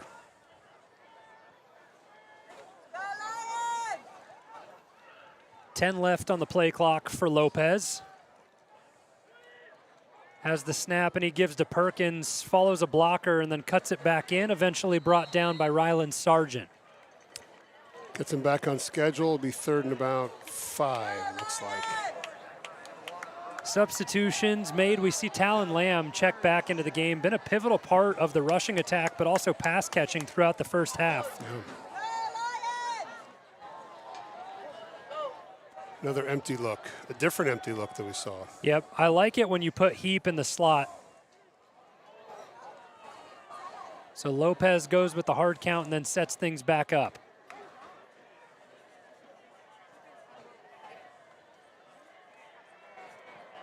Lopez steps into the pocket, tries to scramble, and a flag goes down. And I think that was when Lopez was kind of coming up the middle, decided to go to the edge, and a block in the back holds something along those lines. It's so hard when the guy's running behind you and you can't see what's happening. Again, is that consistent with the holds they've been calling all night? I don't know. Right.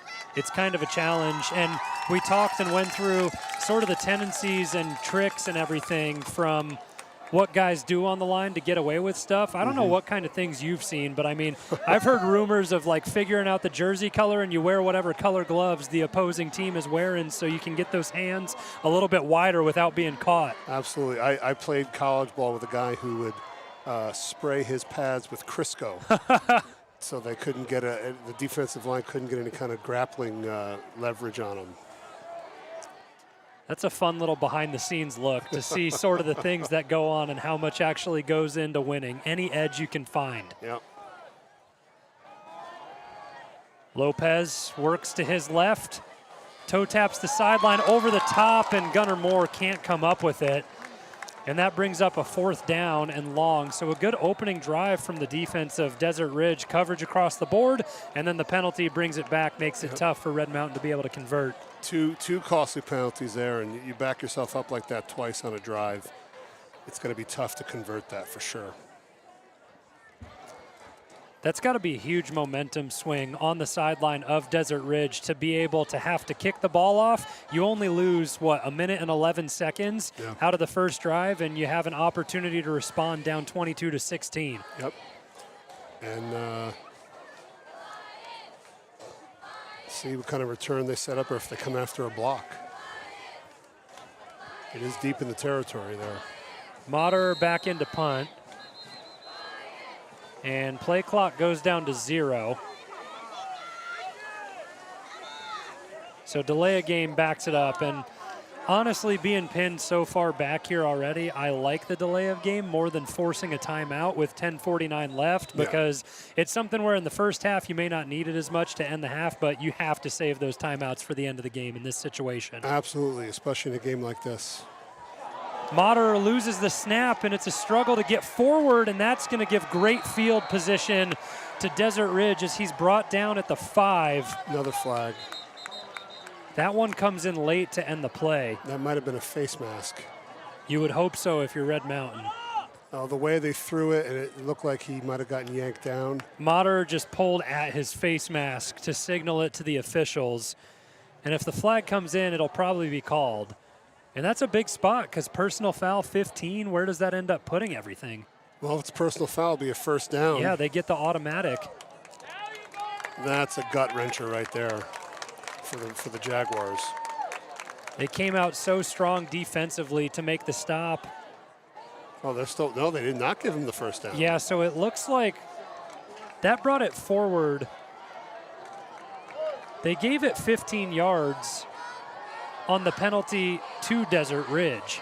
So it backed them up from where they had Moderer down at the 5, and now he's going back and he'll take the snap again. So it's not the first, but they'll reset and it'll be 4th and 11.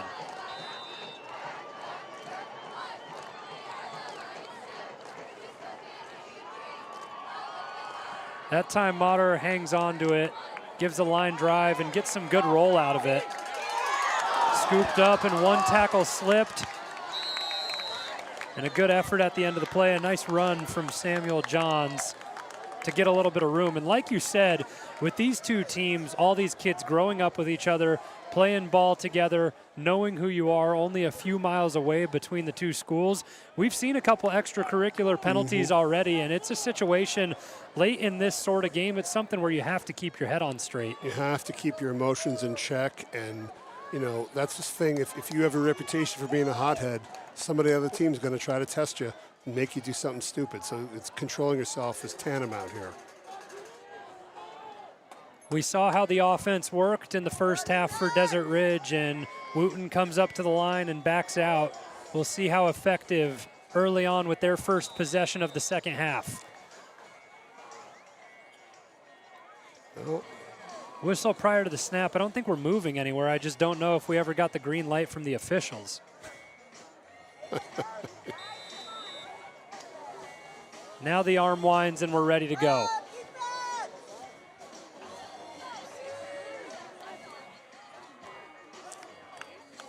Wooten loses the snap, and who's there? Moderer to scoop it up, and that is a huge turn of events for Red Mountain.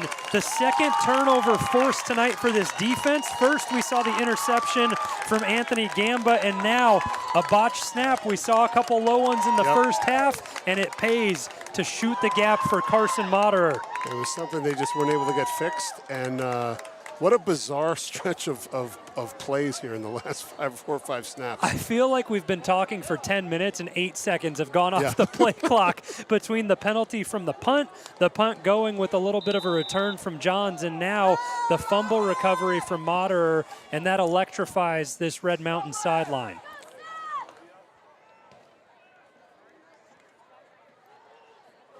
Lopez with the give, and Lamb scoots forward for a couple. Good contain on the inside from Desert Ridge.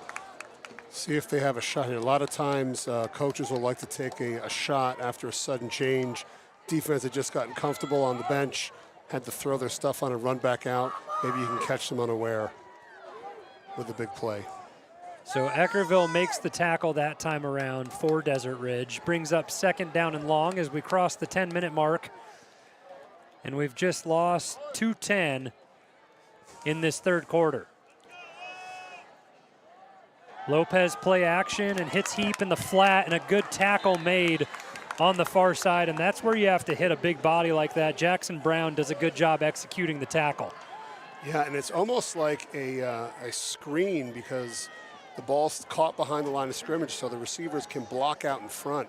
So it's almost like a screen or a sweep to get him the ball with a running start. How much does it just stink being a tight end in that situation, knowing that you're taking a helmet to the shin every time someone comes after you? Part of the deal, I guess. You're used to getting whacked every time you get the ball in your hands. So 3rd down and 5 now. Confusion up at the line. 4 seconds to snap it. And Lopez gets it off just in time. Here comes the heat. Lopez stiff arm, he gets to the sticks. What an effort from Simon Lopez to extend the play and pick up the first. I was just gonna say, he was holding the ball like a loaf of bread, and he finally tucked it in towards the end there, because that scares me every time I see anyone holding the football like that. Very easy to pop out. Empty set now, 3 wide receivers down to the bottom of your screen. There's no corner. They're down a man. Lopez looks that way, tries to identify it, but the pressure gets there, and a huge sack for Rhett Jepson. And the first time that the Desert Ridge pressure has gotten there tonight. Yeah, normally they have an RPO, a pre-snap RPO with the stacked receivers on the far side, and there was no corner walked out there, or they had rolled the coverage completely away from it. Surprised they didn't throw the screen there. Yeah, an opportunity to have that set up, and there have been a few different looks from Desert Ridge defensively tonight, and they've been taken advantage of. That time, the pressure gets through and the sack for Jepson is in. Lopez fakes the give, and he gets the end to commit. And back to the original line of scrimmage. I think that was a botched mesh. It looked like he was supposed to hand it off, and then either the back wasn't sure or he changed his mind last minute. That didn't look like a design play there. Yeah, it's something where in the opportunity like that, you rather have him get out like he did and tuck it instead of try to execute the handoff with the confusion, and then you cough the ball up. And this spot in the field right here is definitely a two-down spot. You're too far to kick a field goal and too close to punt it. Yeah, it would be a lengthy one for Kai Evans. And now Lopez with sort of a pistol look here. Lopez rolls right over the top. Moore is open. And another big third down conversion for this Red Mountain offense. It's a great play against cover 3. It's a high-low on the corner. The corner out there broke open. He threw it on time. Great throw and catch. Good protection as well.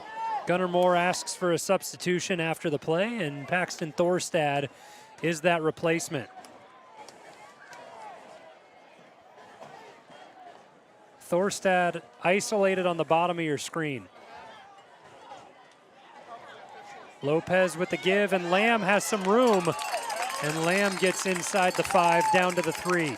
I'm impressed with Lamb running between the tackles. He's not a big guy, but he's not afraid. He runs right in there and grinded up some tough yards. Ball security is great. So Lamb comes off, and George Perkins checks into the game.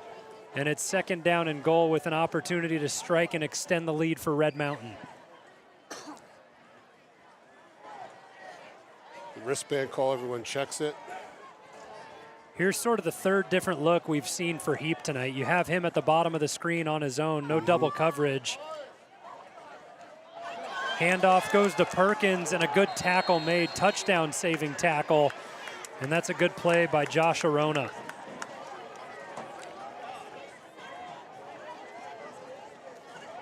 Third down here. Now this could be a situation where a field goal might be something you think about because it'll put you up 2 scores. So that's something I think they're going to consider as well. So I'd expect an end zone shot for sure.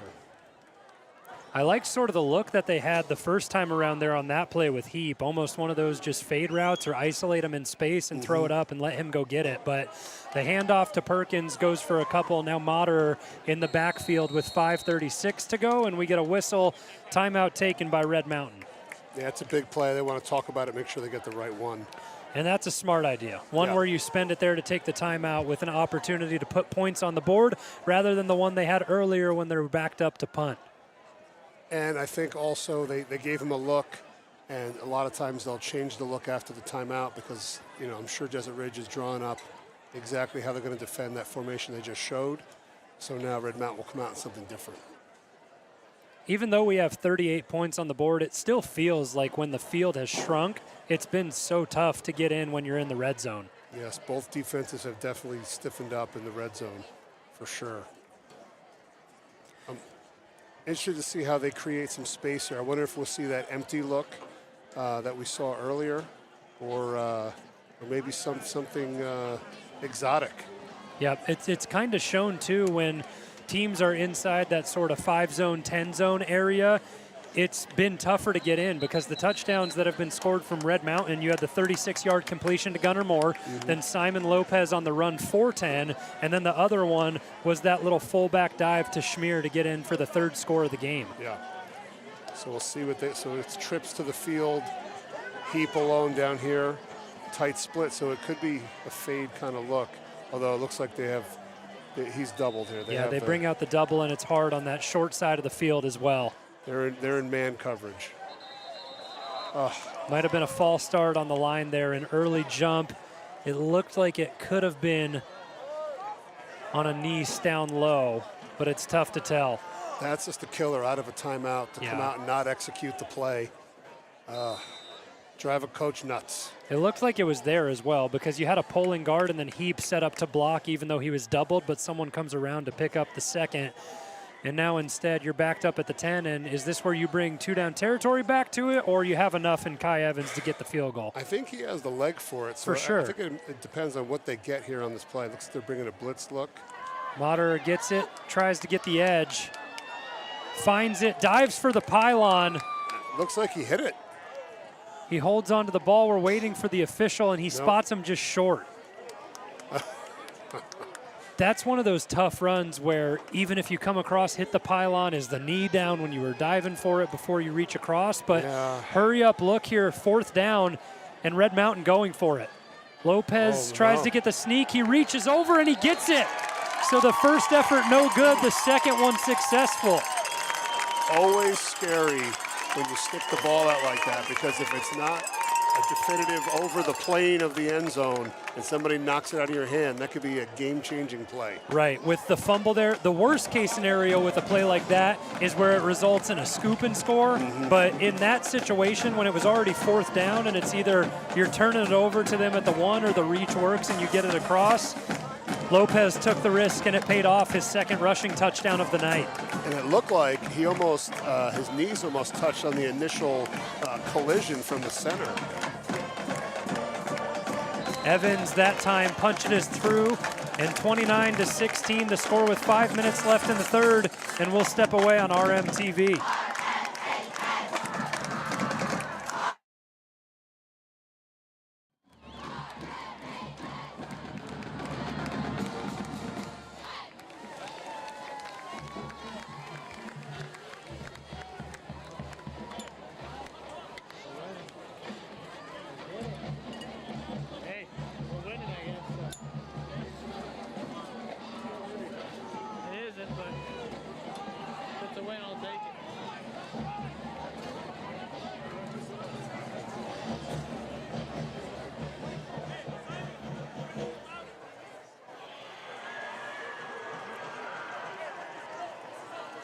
Capitalizing on turnovers has been the name of the game for both teams. We saw it with Desert Ridge, where they made one of their own and they scored off of it. And then the second time around, we see the fumble recovery by Carson Motter off the botch snap, and it results in 7 for Red Mountain.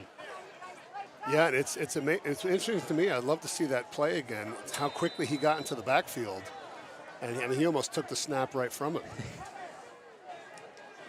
A good jump indeed, and this time the kickoff taken back from Desert Ridge, and there's that contain, and the special teams able to track down DeMarcus Sanchez and make a stop. So DeMarcus Sanchez, here's a fun fact for that return from Desert Ridge. He's 5'8", 165. Pretty small guy, right? Smaller frame, a power lifter. Okay. Insanely strong.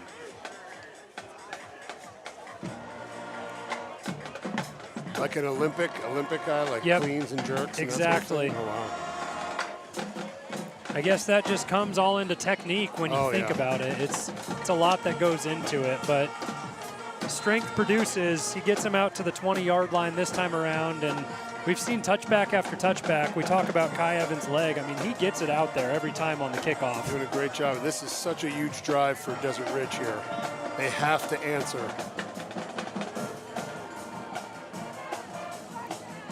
Wooten keeps it himself on the sprint out, finds the gap, unable to connect.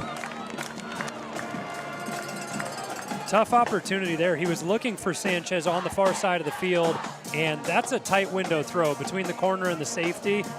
It was there, he threw it a little high and incomplete. It looked like he would have been better suited to just run at that point, because both those guys were in coverage.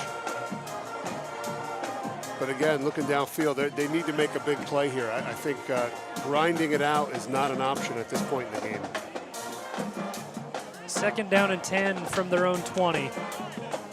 Wooten in the same look, and the band getting loud now for Red Mountain. Little hole opens up that time around for Michael Alvarado to squeak through, and that makes it 3rd and manageable. The one thing I would say is that stood out to me on that play was the surge off the offensive line from Desert Ridge. They reestablished the line of scrimmage there. You can see why they're so effective running the football. They're very good up front. Yeah, and we've talked about it. It starts with Greg Bienvenu and trickles to guys like Jaden Cathy as well, who take charge.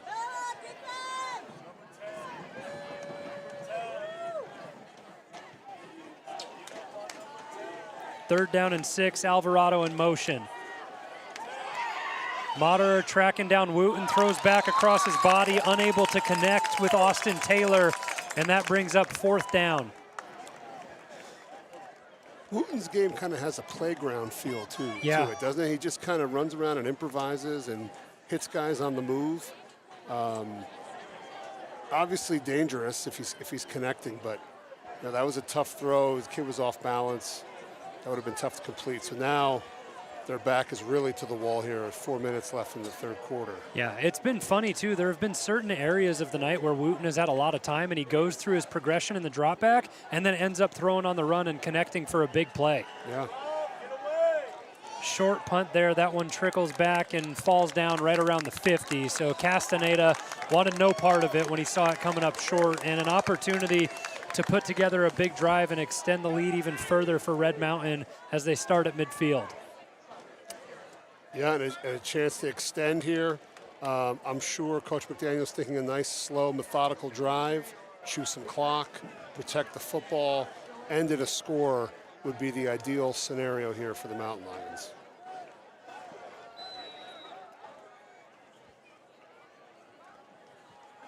Lopez has Lamb with him in the backfield. Gunnar Moore down to the bottom of your screen. Lopez throws it across the field to Wagner, who gets out to the 39 and will be a yard shy of the 1st down. Yeah, Wagner's been very consistent tonight in those little hitch routes and getting yards after the catch. So a 2nd and short. Again, what will they dial up? Do they take a shot and go for the dagger, or they stay methodical here? Time will tell as the play clock goes down. 20 seconds and counting now. Everyone getting set and ready to roll.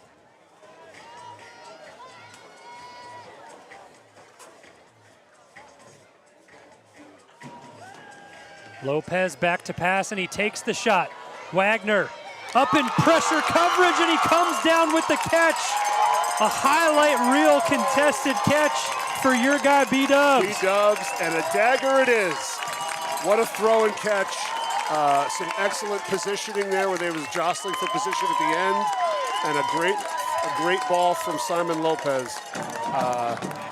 That will definitely increase the pressure on the Desert Ridge Jaguars for sure.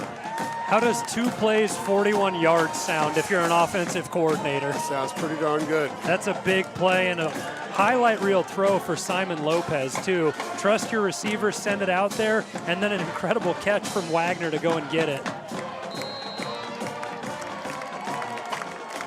So 36-16, the lead extended to 20. Red Mountain starting to have their way in the 2nd half. And time is a factor now. Desert Ridge is going to have to go up tempo, have to take some chances, put the ball downfield. So we'll see what they can come up with here. That's a great call by you. You'd been talking about it all night. Every time the situation has presented itself where Red Mountain have been in a 2nd and short situation when they pick up a chunk yardage on 1st down, do you want to take a shot? It's an open playbook. That time they do it, they pick their spot, and they execute with 3:06 left in the 3rd. Yeah, and it was great execution across the board. He had great protection. There was no one around him on the throw. It took his time. Great route, great throw. Everything was fantastic. Big touchdown reception there for Bodie Wagner. He had 5 of them last year, and a highlight reel catch to add on that time around. Yep. It feels like Red Mountain has found their guy in Simon Lopez, doesn't it? I mean, when you lose someone like Carter Crispin, and those are big shoes to fill. Yeah, and you got to feel for Kyle Heap, who was the guy going into training camp, and he suffered an injury. And again, it's a good problem to have when you have two guys that can play the quarterback position, because it's so hard, especially with the way both those guys play. You're gonna get dings, you're gonna get hurt. Having two guys to do it is a good thing, a good problem to have. I would agree. So 2 guys to have at the quarterback position, good thing. 4 flags on the field, bad thing. That's what just happened on the ensuing kickoff following the Red Mountain touchdown. There was one at the beginning of the kick, one in the middle, and then once the tackle was made and after, there were 4 separate flags thrown down. So the officials trying to get a handle on things as it gets a little chippy here.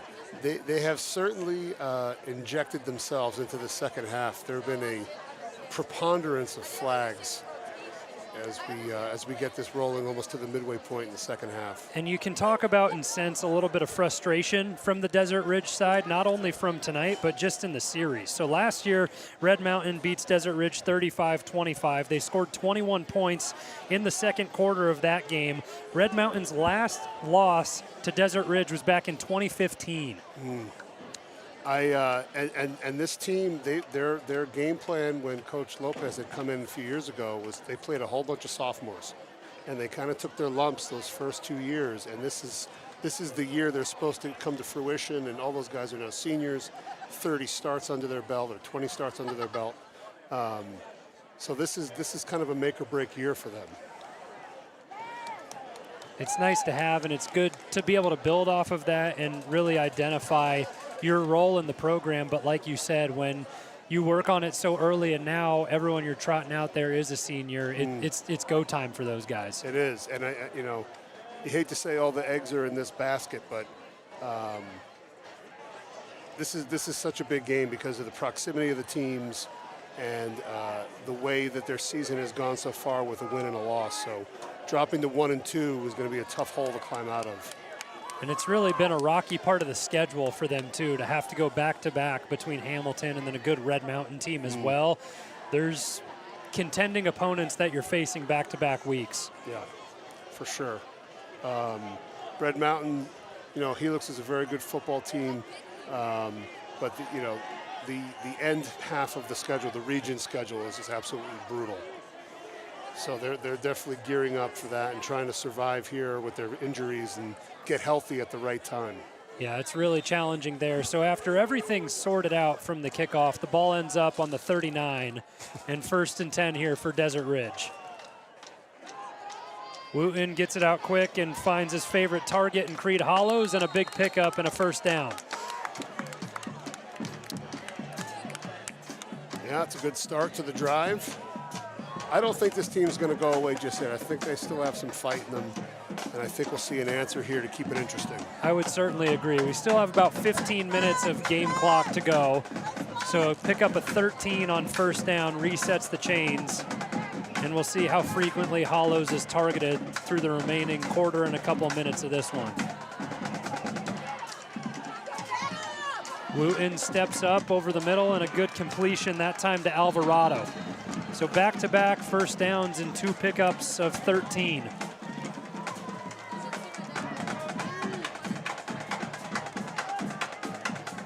It's something here where we're seeing Wooten get into a little bit more of a rhythm. Back-to-back passes where he stayed in the pocket and just let his arm talent work. And the protection has been excellent so far on this drive. I wouldn't be surprised if you start to see a blitz here or there from Red Mountain. And Red Mountain have been able to bring the pressure tonight. They send it off the edge. Wooten recognizes it, slides down after a pickup of 3. They are getting chunks. They are getting chunks here. If they can get a score here, possibly before the end of the quarter, could be an interesting 4th quarter here as we wrap up. Yeah, quick work of the field up to this point, down at the 30-yard line, 2nd down. Gloria was bringing pressure off the edge that time around. He sets back into coverage here. Quick throw to the outside and another 1st down picked up. That time DeMarcus Sanchez on the completion. And, Red Mountain is not playing aggressive coverage. They're sitting back, giving up the underneath throws, which is conventional wisdom. With a lead, you don't want to give up a big play right off the bat, so make them earn it down the field. Certainly, and one thing throughout the night that Wooten has done great is just spread the offense. He has 5 different pass catchers on the evening, and then the cycle of backs that they have as well. That time Wooten has to run for his life and just slides down for safety. Picks up a couple yards. See what they can do here. Notice Red Mountain is doing a better job of keeping him fenced in and not letting him get out of the pocket as easily.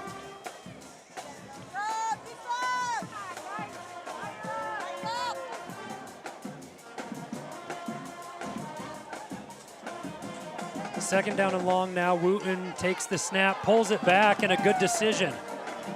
So 3 straight runs from Major Wooten, and that gets him down to the 15.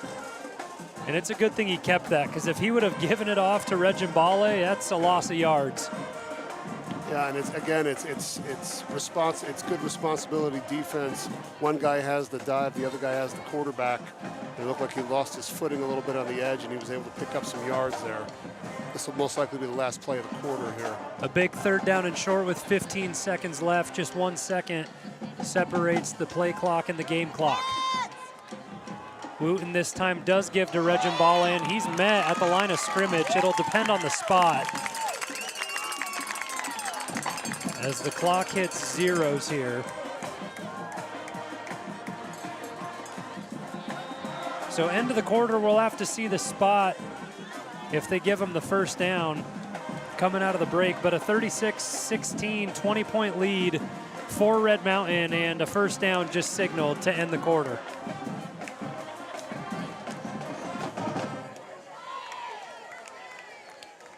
Yes, we'll have to see here.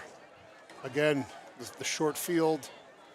What will Desert Ridge do to try to get somebody open and get them into the promised land there? They've been doing a really good job just extending the downs here, picking up a couple of firsts, and then they hit kind of a railroad there where Wooten had to scramble out and slide a couple of times, but finally a big pickup, and now we switch to the opposite end of the field for the 4th and final quarter, pending a nice little 20-point comeback if Desert Ridge can mount it. Yeah, and again, I wonder if we're going to see some more pressure from the Red Mountain defense here, try to force him to make a throw before he wants to.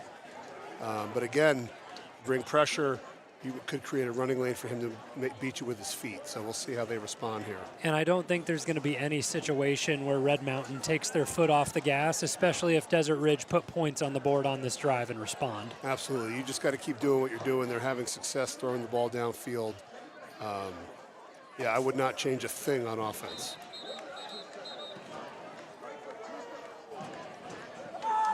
So the whistles come in and a little bit of encouragement from James Leach to get the players back on the field, who's our headline judge.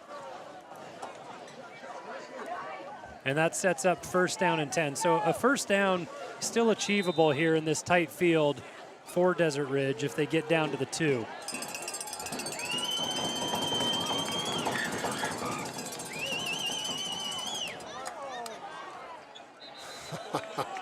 The gamesmanship.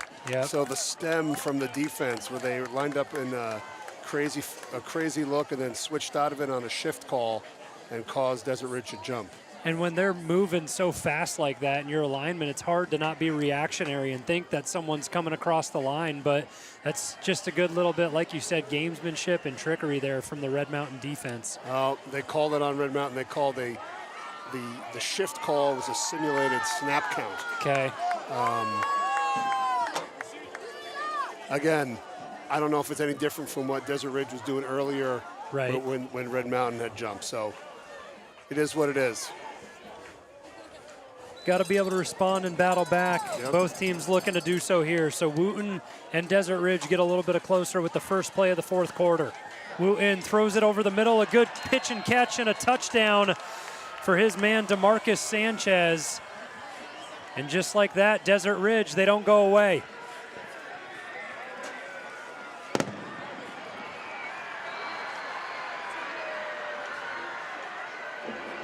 So now it's 14. You would think they would kick the extra point, make it a 13-point game. And then you wonder, is there going to be some sort of onside kick or something to that effect where they don't have to give the possession up? When do you start to manage the clock like that, and do you have that faith in your defense to make the stop, or do you try and get it back on special teams? Yeah, it's really, if you have a play that you like and that you've executed well in practice, you might take a shot with it. Well, so far on 2-point conversions, Desert Ridge have converted on both, but it's come with getting Red Mountain to jump offside. Mm-hmm. That time the straight sprint stood up. And in that situation, nothing to lose because it's a 14-point game, so they're already ahead numbers-wise. So it's still 2 scores with extra points. And that's where going for 2 on the first couple of scores pays when you convert on both of them. Puts you in a situation to kind of battle late here in the game. So 36-22, 11:55 left in the fourth quarter, and we're going to step away on RMTV.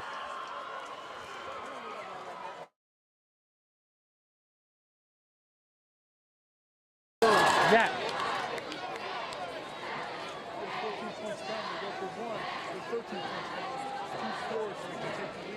I know Red Mountain. This is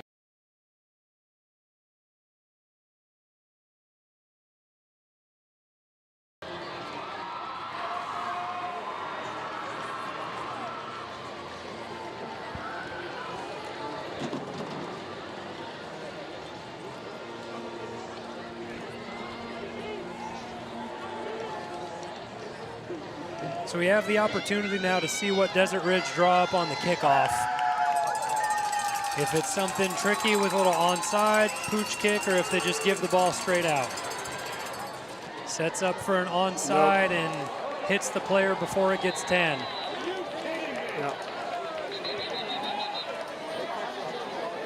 I don't know if they're calling it right now. It hit a Desert Ridge player in the head. It's very obvious, too. He was running right at it. Yeah, that's an illegal play. They're going to spot the ball for Red Mountain there. I think maybe actually mark it back. Well, there was no flag throw. That's where the curiosity came from me, is typically you would see that go, and then our official just signals the illegal touching. Yeah. It's funny to not see the flag go for a second, though. Or is that a thing with the sandbag that they mark the spot? Right. So there's no confusion later on. I don't know. All that matters is they get it right, and Red Mountain have the ball here with 11:54 to go. Yep, absolutely. It almost looked like it was good. Like it had good roll and hop on it. It just didn't get the 10. Nope.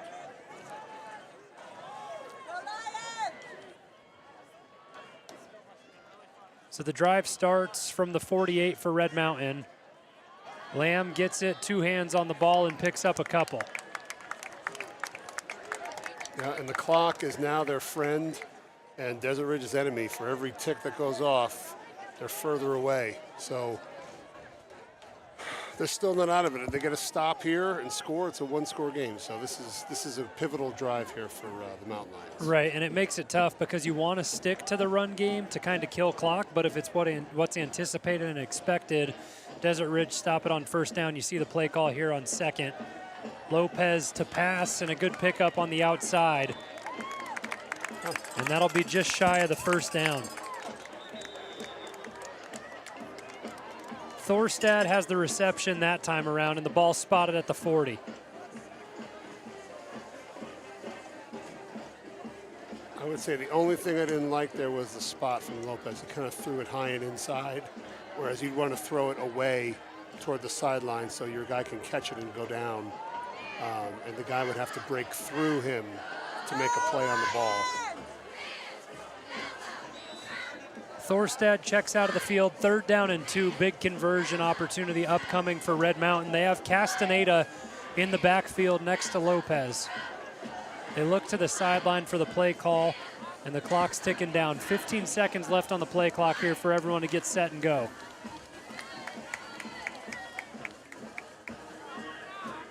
Designed run with Lopez, and he's able to cut it back and get out to the 35, and a late flag comes in.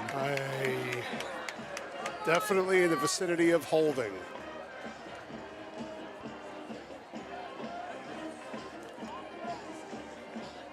You see the block made upfield by Seth Barron. He got all the way out to the 2nd level, but the flag backs things up.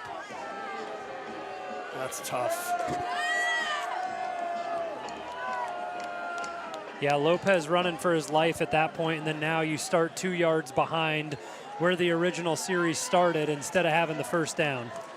Yeah, and that changed the whole complexion here. You know, now you have to pass, and they know it. It's a situation where tonight a lot of faith has been put in the hands of Simon Lopez, and he's executed. Big spot with 10:53 left in the fourth. 3rd down and 12. Clock is running here. They're going to have to get that snap off relatively soon. 3 seconds left on the play clock, 2, and they get it off. Lopez steps up in the pocket, throws to Gunnar Moore, and I don't think he has enough if he even made the catch in bounds. Well, Desert Ridge says no. See what the official says. It looks like a no all around. Looks like the same result, and the special teams units come out for both sides. So that's big for Desert Ridge. I mean, you make a stop with only 1:33 gone into this fourth quarter, and you have an opportunity, like you mentioned, you get ahead with the 2 two-point conversions, so you're just down 14. It's a 2-score game, and we'll see what you can do with a return here on the punt. And again, the penalties have been the story of the second half. Just ill-timed penalties for Red Mountain have cost them here. It's a nice punt. Yeah, that time by Motter, and a fair catch made, and just take what's given to you. And the ball spotted down at the 16, and that's where the drive will start for Desert Ridge. And it's time to show everything they have to try and mount a late comeback homecoming night here at home. And I would say, you know, I think their coverage was a little conservative, and I would think they might just take the governor off there and just let the boys go play. Right. And do whatever they've been doing for the early portion of the game, because I think it was working. A great drive last time around for Desert Ridge. They moved the sticks on multiple occasions and ultimately were able to convert with the DeMarcus Sanchez touchdown reception as Wooten gets set to start here. Pump fakes the first one, and that's a dangerous throw by Wooten.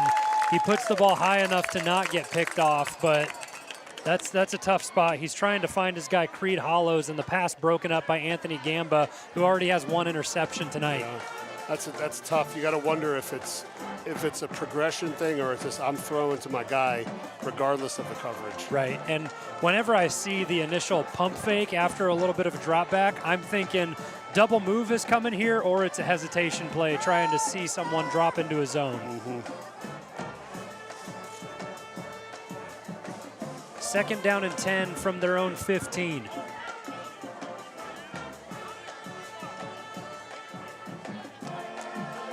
There's your pressure. Wooten gets over the top and a busted coverage. Big reception and out to the 50-yard line. DeMarcus Sanchez continues to have an impact on this game. Wow, just when you think that Red Mountain's got him buttoned up, comes out, makes a great throw on the move, and he got it way open there in the back end. And here comes the tempo from Desert Ridge. Wooten evades pressure, and now Motter comes up and makes a one-handed tackle. Check that, that's not Motter, that's Jamison Wade with a big play. What they were trying to do is come out and throw the short side hitch. Red Mountain was all over it. They had rolled coverage to the short side there to the boundary, and he had to pull up and try to improv, and Jamison Wade ran him down there. That's a huge stop there, too, to be able to hold a little bit on the momentum as Desert Ridge were trying to press the gas pedal all the way pedal to the metal and go up-tempo after the big gain of 35 on the previous play, and now you make them lose 2.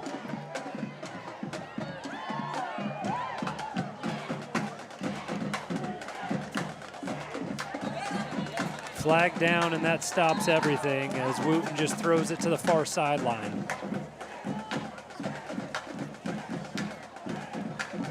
So for them to stop it, that means it's an offensive offsides, because if it was defense, they'd let it play with it. And there's the call. Wade just kind of sets the tone for the remainder of the drive. Yeah, the sack, big play, putting them back behind the sticks, and now it's compounded with the the penalty here. So we'll see if they can dig out of this one. Well, and it's a huge tackle for him, too, because it was out on an island. He makes it with one hand, and that's tackle number 23 on the season for Jamison Wade.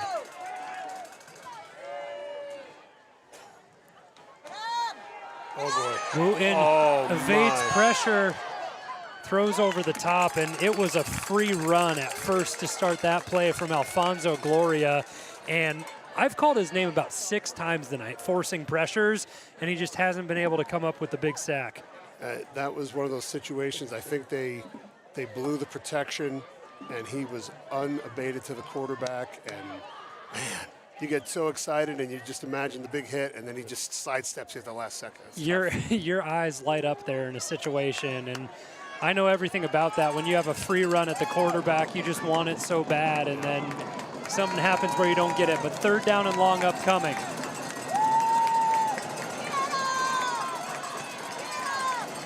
Wooten with a lot of time, and that's going to be offensive pass interference. It was a push off on the back end from Creed Hollows. I saw everything develop.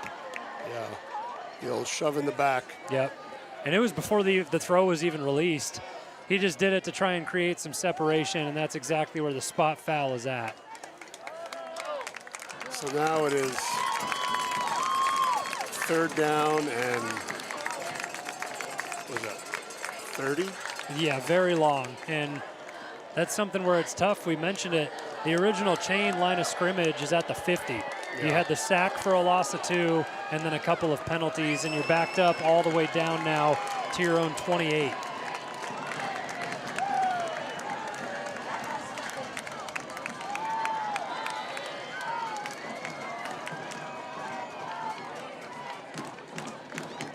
Not many plays you have for this down and distance. Yeah, what do you call here? 28 to pick up the first. What do you got? I would imagine a draw or a screen, hoping that they're all going to fly out of there in coverage. Maybe you can make somebody miss underneath.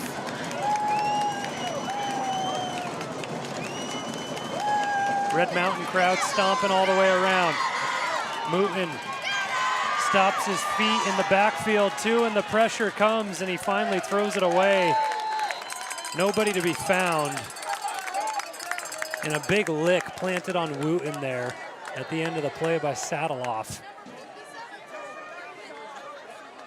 Yeah, he's feeling that one right now. I didn't really see a receiver over there. Did Wooten get outside of the box there to throw it away? Yeah, he just threw it away. That pressure has been incredible from Red Mountain through the entirety.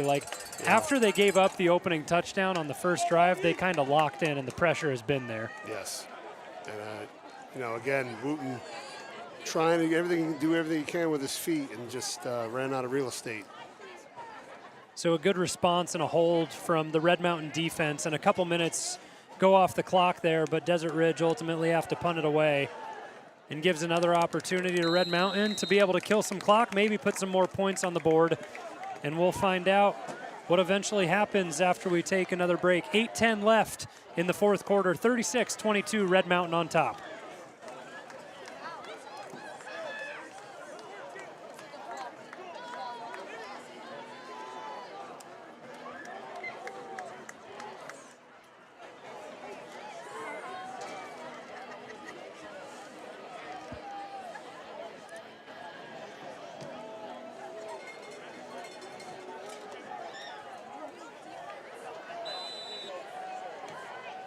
First and 10 now for Red Mountain from their own 35. Pressure shown by Desert Ridge as we welcome you back on RMTV.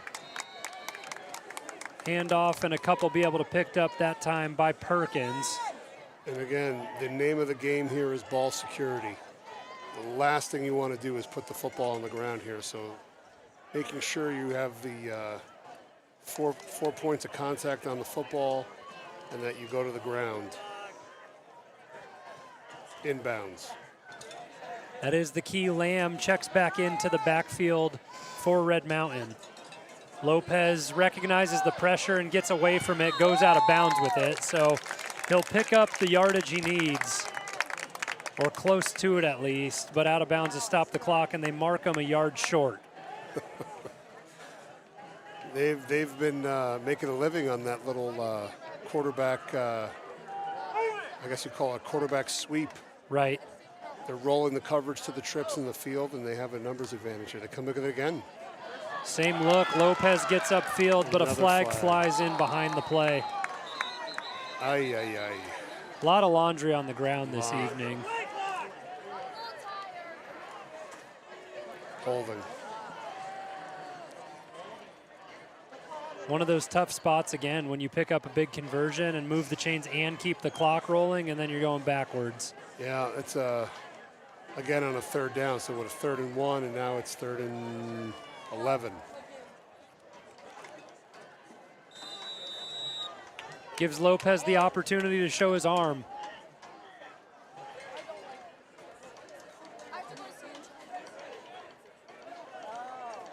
We'll see what Sammy Johns draws up pressure-wise here from Desert Ridge. They bring 5.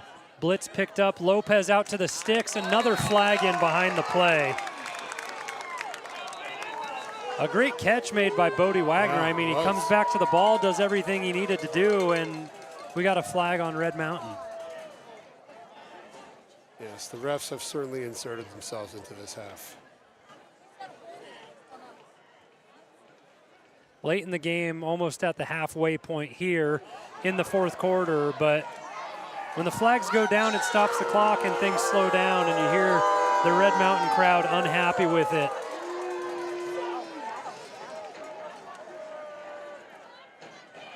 And I think, again, it was the timing of it. The flag came out, and the ball the ball was being caught, so I think that's part of the frustration the fans are feeling here. Right. As well. You certainly feel that way when you see those calls, whether it's, late going in there just from the official with the hesitation of making the call, or if it's something, where they struggle to get it out of the spot and then throw it late. But regardless, the fans are never going to like it, and that is a big backup now. So 45-yard line is the line to gain. They need 25 to get there. Lopez with a little delayed handoff. Statue of Liberty look to Lamb. And Lamb able to get back to the original line of scrimmage at the 35. Yeah, that was the wraparound sprint draw.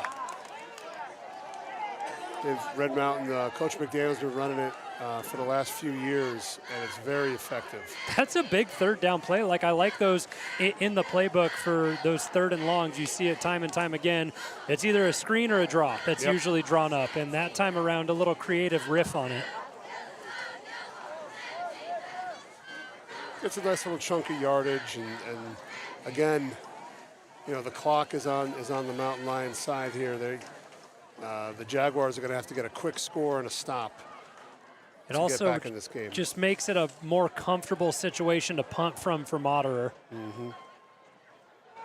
That one trickles down all the way back around the 26, 27-yard line. We'll see where the officials spot it with 5:29 left, but I mean, getting through and sort of looking forward with the spot we're at in the game here with the schedule for Red Mountain. Up against Westwood next at home, and Westwood currently 0-2 on the season. We talk about tough opponents. Desert Ridge had to face Hamilton coming into tonight. Westwood, they fell 66-7 to an incredibly electric Basha team earlier on last week, and then a close 24-14 loss against Skyline to start the year. Yeah, it's again, there's no gimmies in high school football, but you would imagine Red Mountain would emerge from that one victorious, and then the gauntlet starts. Yep, still got to go through your planning and your progressions in the week like you would any other game. Oh yeah, for sure. Have to finish this one up first though. Wooten scrambles around, throws it, and a good pass breakup on the near sideline. And who else than the ball hawk himself, Chris Castaneda. And it certainly looked like a block in the back on that scramble. And, again, you see a head snap back and a guy fall forward. Pretty telling, but it shows something. And we up in the opposing sidelines here with the Red Mountain fans, and definitely hear it because they all saw the same thing develop. But a great play by Castaneda to keep them from advancing. What the coach will always say, you can only control what you can control. You can't control what the officials call, and Castaneda makes a play on his own. Absolutely. Oh, no, oh my goodness. Wooten comes back across and incomplete as he looks for Sanchez. And you say, oh my goodness, alluding to a couple missed calls, back-to-back plays? No, there was I think it was a number 4. Is he a corner? That's Schmier? Schmier, yeah, he came unblocked off the edge, and Wooten looked like I didn't even see him at the last second. He sidestepped him and was able to get the throw off. Would have been a crushing hit if he had connected. 2 big plays defensively for Red Mountain, bring up 3rd and 10. Pressure comes off the edge. Wooten dumps it underneath, and he finds Hollows. Hollows doing what he does best, the yards after catch. Eventually forced out of bounds, but a big 3rd down conversion to keep Desert Ridge alive with 5:06 left in the 4th. Yeah, and they're not going away. They continue to fight, and they continue to get first downs and find ways to move the ball. So it's a pretty simple breakdown. Touchdown, extra point, onside kick, touchdown. The execution of that, a lot harder than it sounds. Yeah, exactly. Exactly, but it's still very much a possibility at this point. Wooten trying to step up in the pocket, and Schmier forcing the pressure again. There have been so many times throughout this evening where a Red Mountain pass rusher, or whether it be something off the edge or up front, get just that close. But Wooten is able to have that good sense in the pocket and escape enough. He does seem to have a sixth sense about where the pressure is around him, and he always seems to almost always escape to where they're not. On the inverse, other side of the people, Simon Lopez has shown the same thing tonight. He knows exactly where it's coming from, and the design runs get him to escape from there. So both quarterbacks showing the work with their legs tonight. And he's at about 40 rushing yards taken away.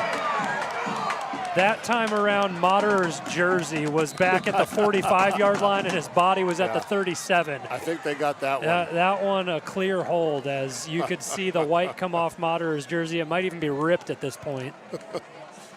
There's some you just, that are so obvious you have to call. Yeah, I mean, I get it to a sense, try and let them play, let them work on the drive. But with the other thing that comes with it, with Wooten sensing the pressure and scrambling so much, a lot of times earning that much time in the pocket is from something else going on the line. Yeah, or what I was going to say is, Lopez has had 40 rushing yards taken away in penalties. Yep. So that's another element of his game. He would have probably have close to 100 yards rushing. Go defense! 3 wide receivers set down at the bottom, top of the screen. They put Castaneda out on an island. Wooten feeling the pressure, able to escape it somehow, some way again. And Wooten gets across the 50, dives down, and it's going to be spotted pretty close to the first. I think they're going to give it to him, actually. That spot, looks like they got it. Yep. Just first down. Able to stay alive, keep getting knocked down and back up, knocked down and back up. The tempo comes in with 3:57 left in the 4th. And and you have to think this Red Mountain defense is gassed. Yeah. I mean, they've gone, 10 plays now? And that's where the timeout comes in from Kyle Enders, and Red Mountain will get a chance to take a breather on their near sideline. But a good spot to be in. It's been the same sort of bend, not break mentality. Yeah. The Red Mountain defense been able to hang tight for the night in a drive, trying to be put together by Desert Ridge. And the back and forth game is trying to come on the side of Desert Ridge, but 36-22, the current score line with 3:51 left here in the 4th. I think we're going to lose video for just a brief second here while they change something in the tech end here. See if we can get all that sorted out here as we come down and wind through the final minutes of this game here. And it's been nothing shy of exciting for the entirety of the night. I mean, we've seen everything that you want to see from a broadcast perspective in a football game. There are some that are definitely more fun to call than others, than when you're getting, like that Basha game I alluded to last week that they played against Westwood, where it's 66-7. After about 21-0, it's like, all right, this one's getting out of hand. We're going to weave in all the fun facts and everything, but we've had all the scoring, interceptions, fumble recoveries, sacks, everything you see on both ends of the ball. It's been great. This is a great rivalry game, and it has not disappointed. and we'll see how this finishes up here. It could be very interesting. Something where Desert Ridge represent the 6A Fiesta and the 6A East Valley for Red Mountain.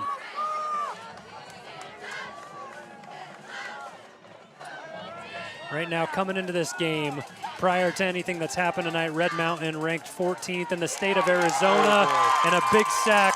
Finally, he's been getting there all night, and he executes. Gloria finds glory.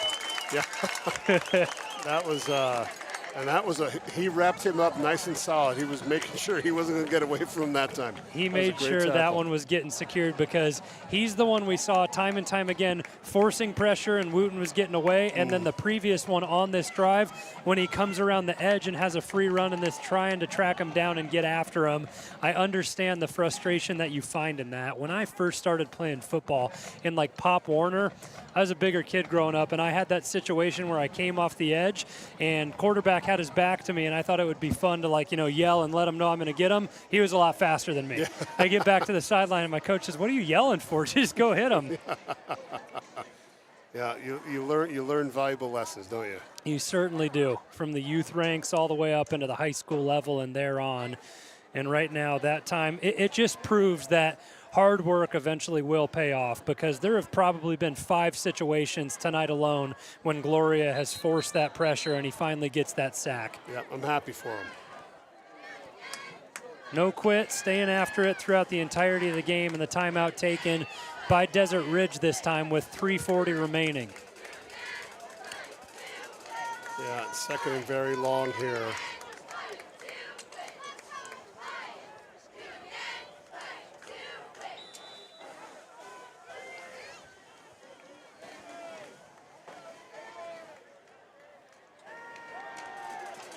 Blitz picked up and a little screen set up this time. The block just doesn't get out there quick enough, and they get out to the 50, but we have a player stuck down.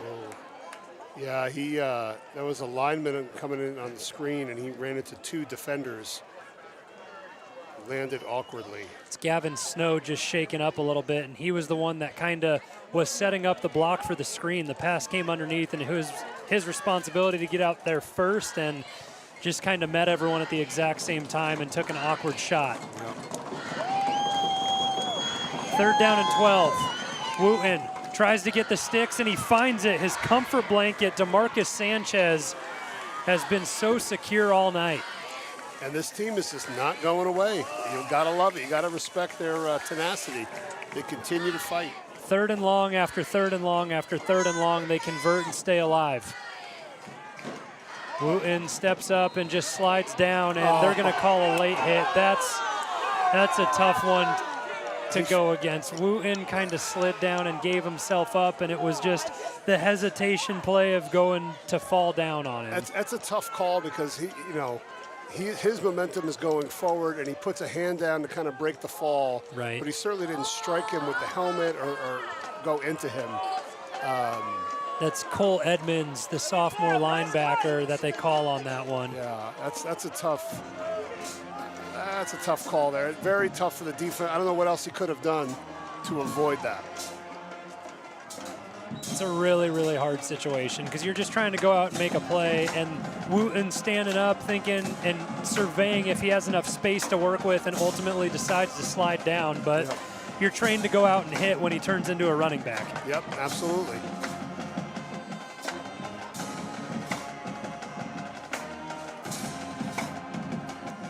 Just under 2:30 left in the 4th quarter, and now Desert Ridge find themselves in the red zone. Early flag, and Wooten slides down again.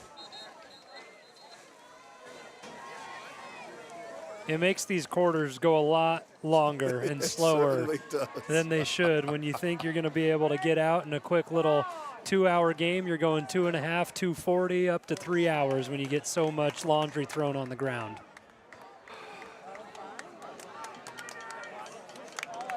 Now, and remember, these guys are human beings too. Yep, exactly. And you got to wonder, maybe there was a little bit of, well, we kind of goofed up that last one. Maybe we'll give them one here and even it out. So that call backs up Desert Ridge a little bit, brings them outside of the 20 to the 22.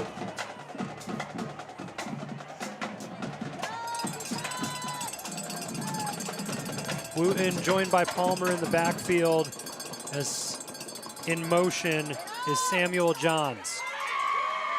Wooten flips it forward and he finds Palmer, and Palmer breaks a few tackles and crosses the plane. You keep saying they don't go away. It's a touchdown for Palmer. 22-yard reception with 1:45 to go in the fourth. And it just got very interesting. It comes down to special teams. Yeah. Well, now, you know, obviously they're going to be a point after attempt here. I'm guessing.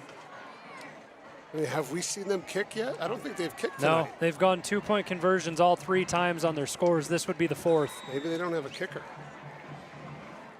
But now it's going to be a 1-score game, and it will all come down to the onside kick. And it looks like Wooten's coming back out onto the field.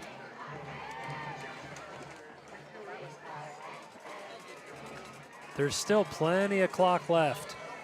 Interestingly, no play clock running on, Yeah. on the conversion. So they show the look for 2 the whole way they set up the offense. This makes it even more interesting.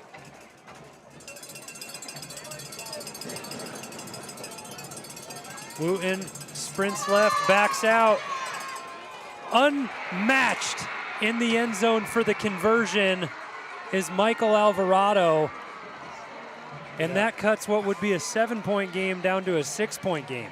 So an opportunity to go out and win it if you convert on the onside kick. I mean, this is literally, this is like playground ball. Like he went out and said, okay, you run a button hook at the Cadillac and I'll hit you.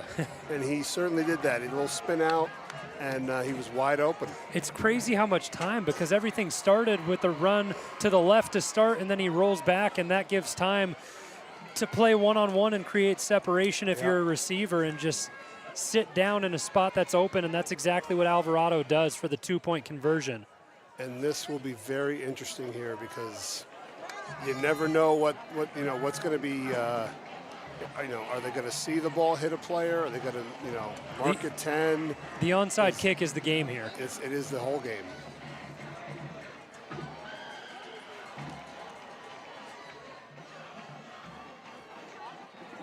Back and forth, and a combined 66 points up to this time with 1:44 left in the fourth quarter. So Red Mountain has their hands team up on the front line there, a bunch of skill players, receivers and running backs. And you have to be smart here. It bounces around, and Heap was the first one to touch it, and it looks like Desert Ridge get it.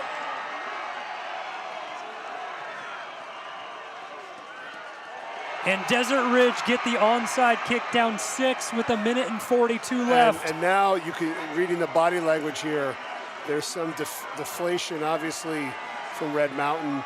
And the defense is going to have to step up here and get a stop. I told you the first time around on the onside kick, it looked like it was good. It just didn't get the 10 yards. The second time around, it takes a big hop, and I think it hit Heap and bounced off of him. And that is the thing you coach up those guys to do. If you feel like you can go get it and pull it down and get to the ground, you do so. But man, it was hard from our angle to see exactly what transpired there. But regardless, what an exciting game it's turned out to be. Yeah, and it makes it so hard, and I know that there will be a lot of frustration maybe with officiating and other things going on, but at this point in the game, you have to forget everything and go out and just play. Now it's who's going to make a play. Who's going to, big players make big plays in big moments, so and this is a moment indeed. Wooten back to pass, scrambling, throws short and finds Sanchez. We see if the officials give the catch. They do. The spot is just shy of the 40. So Desert Ridge move it 9 on first down, make it 8. Brought back to the 42. Yeah, and we'll see how this Red Mountain defense responds. It feels like they've been out on this field for the last 20 or 30 minutes. A long, long time. The offense has not had the ball for Red Mountain, and Desert Ridge able to make it work.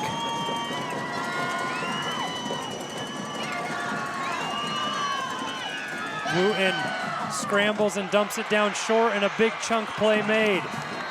That time it's Isaiah Palmer underneath. Clock continues to run here. You almost feel the momentum shifting. The student section is electric on the side of Desert Ridge, and a deflated sideline after all the big plays coming up here for Desert Ridge. And they're letting some time run off the clock here. I'm not sure.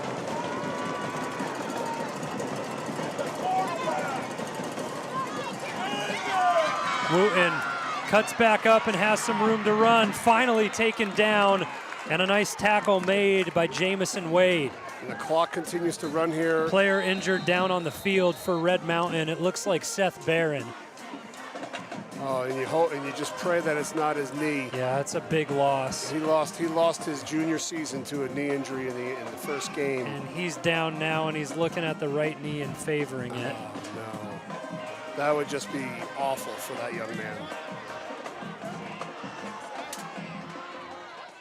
So a pause in the action with 55 seconds left, 36-30, the scoreline and situation. And not good to see Barron down. It looks like he gets up on his own power, which is nice. That is a positive. And now even picks it up to a brisk jog.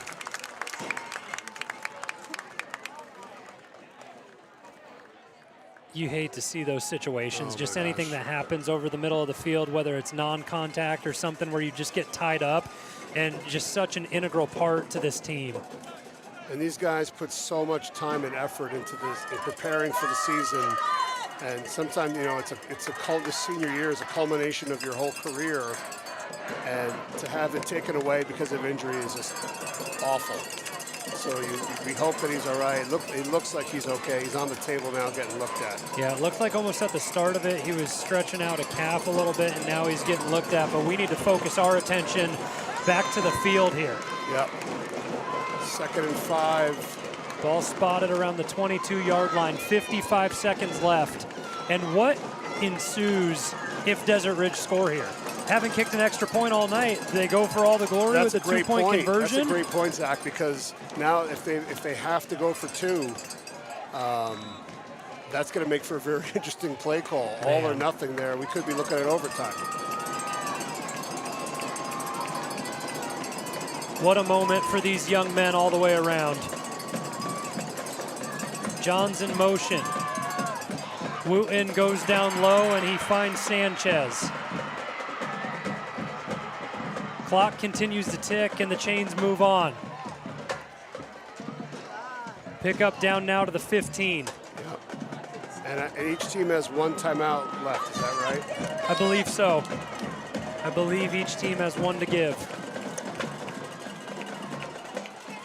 Wooten steps up in the pocket, escapes a tackle, and goes down. I can see the frustration from the fans here. It looked like the right tackle certainly had 2 fistfuls of jersey. Every time he's given a little bit of extra room, it's just something you have to look at and focus on. And I get it. The officials can't watch everything, but at some point, the line is such an important part, though. I mean, it's where the play starts, it's where it's finished, and the trend of the game has been Wooten scrambling and running the whole way. Yeah, it's I don't know. It's tough. I think at this point you just have to find a way to make a play, regardless of whether you're being held or not. And you know, it's crunch time here. I feel like probably a situation just even minutes back, a quarterback, whatever it may be, the sideline and coaching staff of Red Mountain have had to adjust and know, look, they're not calling anything on their offensive line. We have to adapt to it. Yep, exactly. Because there's nothing we can do. They're not going to give it to us. Nope. And you're just going to have to find a way to make a play. And, you know, in this case, they could get a first down inside the 5 here, and we'll see. Yep, it just makes it that much more challenging, too, because the pressure has been brought so well tonight by Red Mountain. Yep. The schemes and the blitzes and the stunts have been drawn up incredibly well, and it's just when you don't get a result from it with them being so close, sack after sack after sack being right in their fingertips, it's frustrating. Well, we'll see how it plays out. It's been one heck of a game, so I'm excited to see how it finishes. I imagine it will not disappoint. 30 seconds left, ball on the 9-yard line for Desert Ridge, 2nd down. down by 6.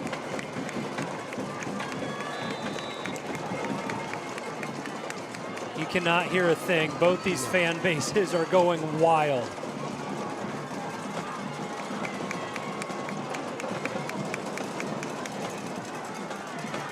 Wooten surveys the field over the middle, and it's dropped. What a big hit. And a lick put on, and they call a flag on it. You know what? Logan Haney separated the ball from Sanchez in the end zone to make an incredible play to stop it. What a great hit. And they throw a flag on it. I don't think he led with his head. It's hard for me to see from our angle. It's textbook. He separates the ball. They're going to talk about it here. That's a tough call to make in that scenario, because now it's going to be first down and goal from the 1. And that's a big stop from a safety being able to make a play. You're trained to put a hit on like that when the ball's crossed into the end zone. And the officials move the ball down to the 5. Oh, they went half the distance. Okay. It's really tough. Again, what we're overcome seeing. Adversity and find a way. So let's see if they can find a way again. The play was made and a big stop there. I don't think that you can do anything better if you're Haney in the secondary. First and goal from the 4.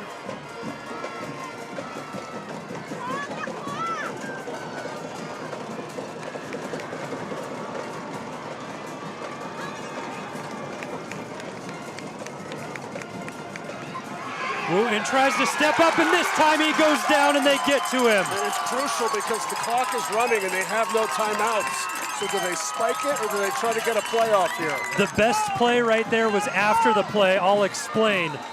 After the play, the best play was made by Colin McMullen.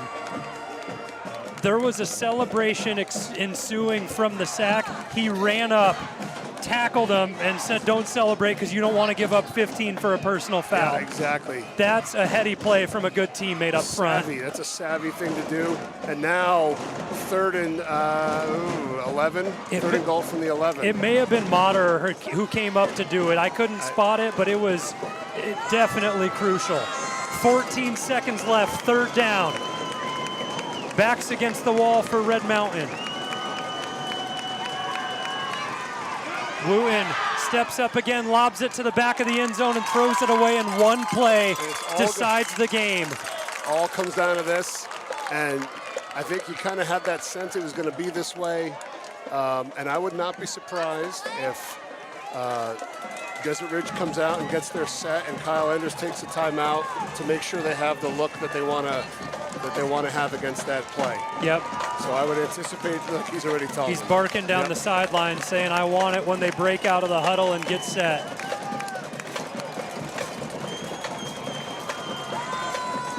What an electric game this has turned out to be.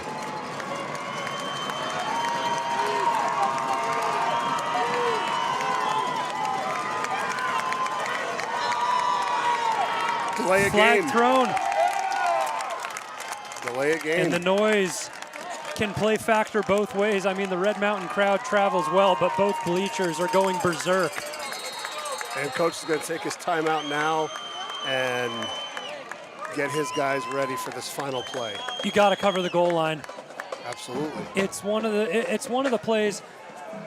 What I always say when I watch long versions of an extended drive down late in the fourth quarter, I have the mindset and the feeling that prevent defense prevents you from winning. You don't lay down and just wait for it.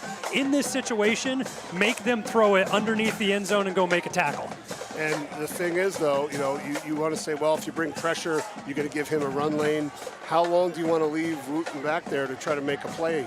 I think you have to balance it. You want to bring some pressure, but you want to make sure you have guys in coverage as well.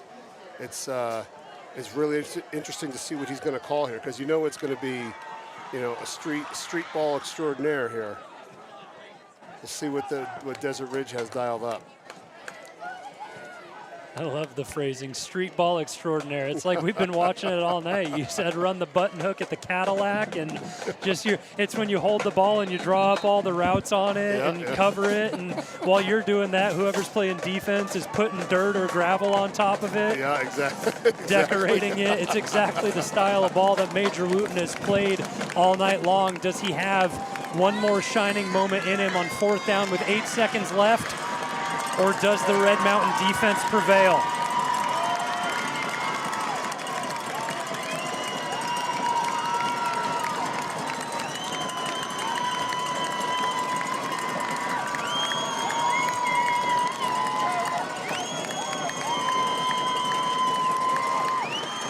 Pressure comes. Wooten evades for a second, hit as he throws.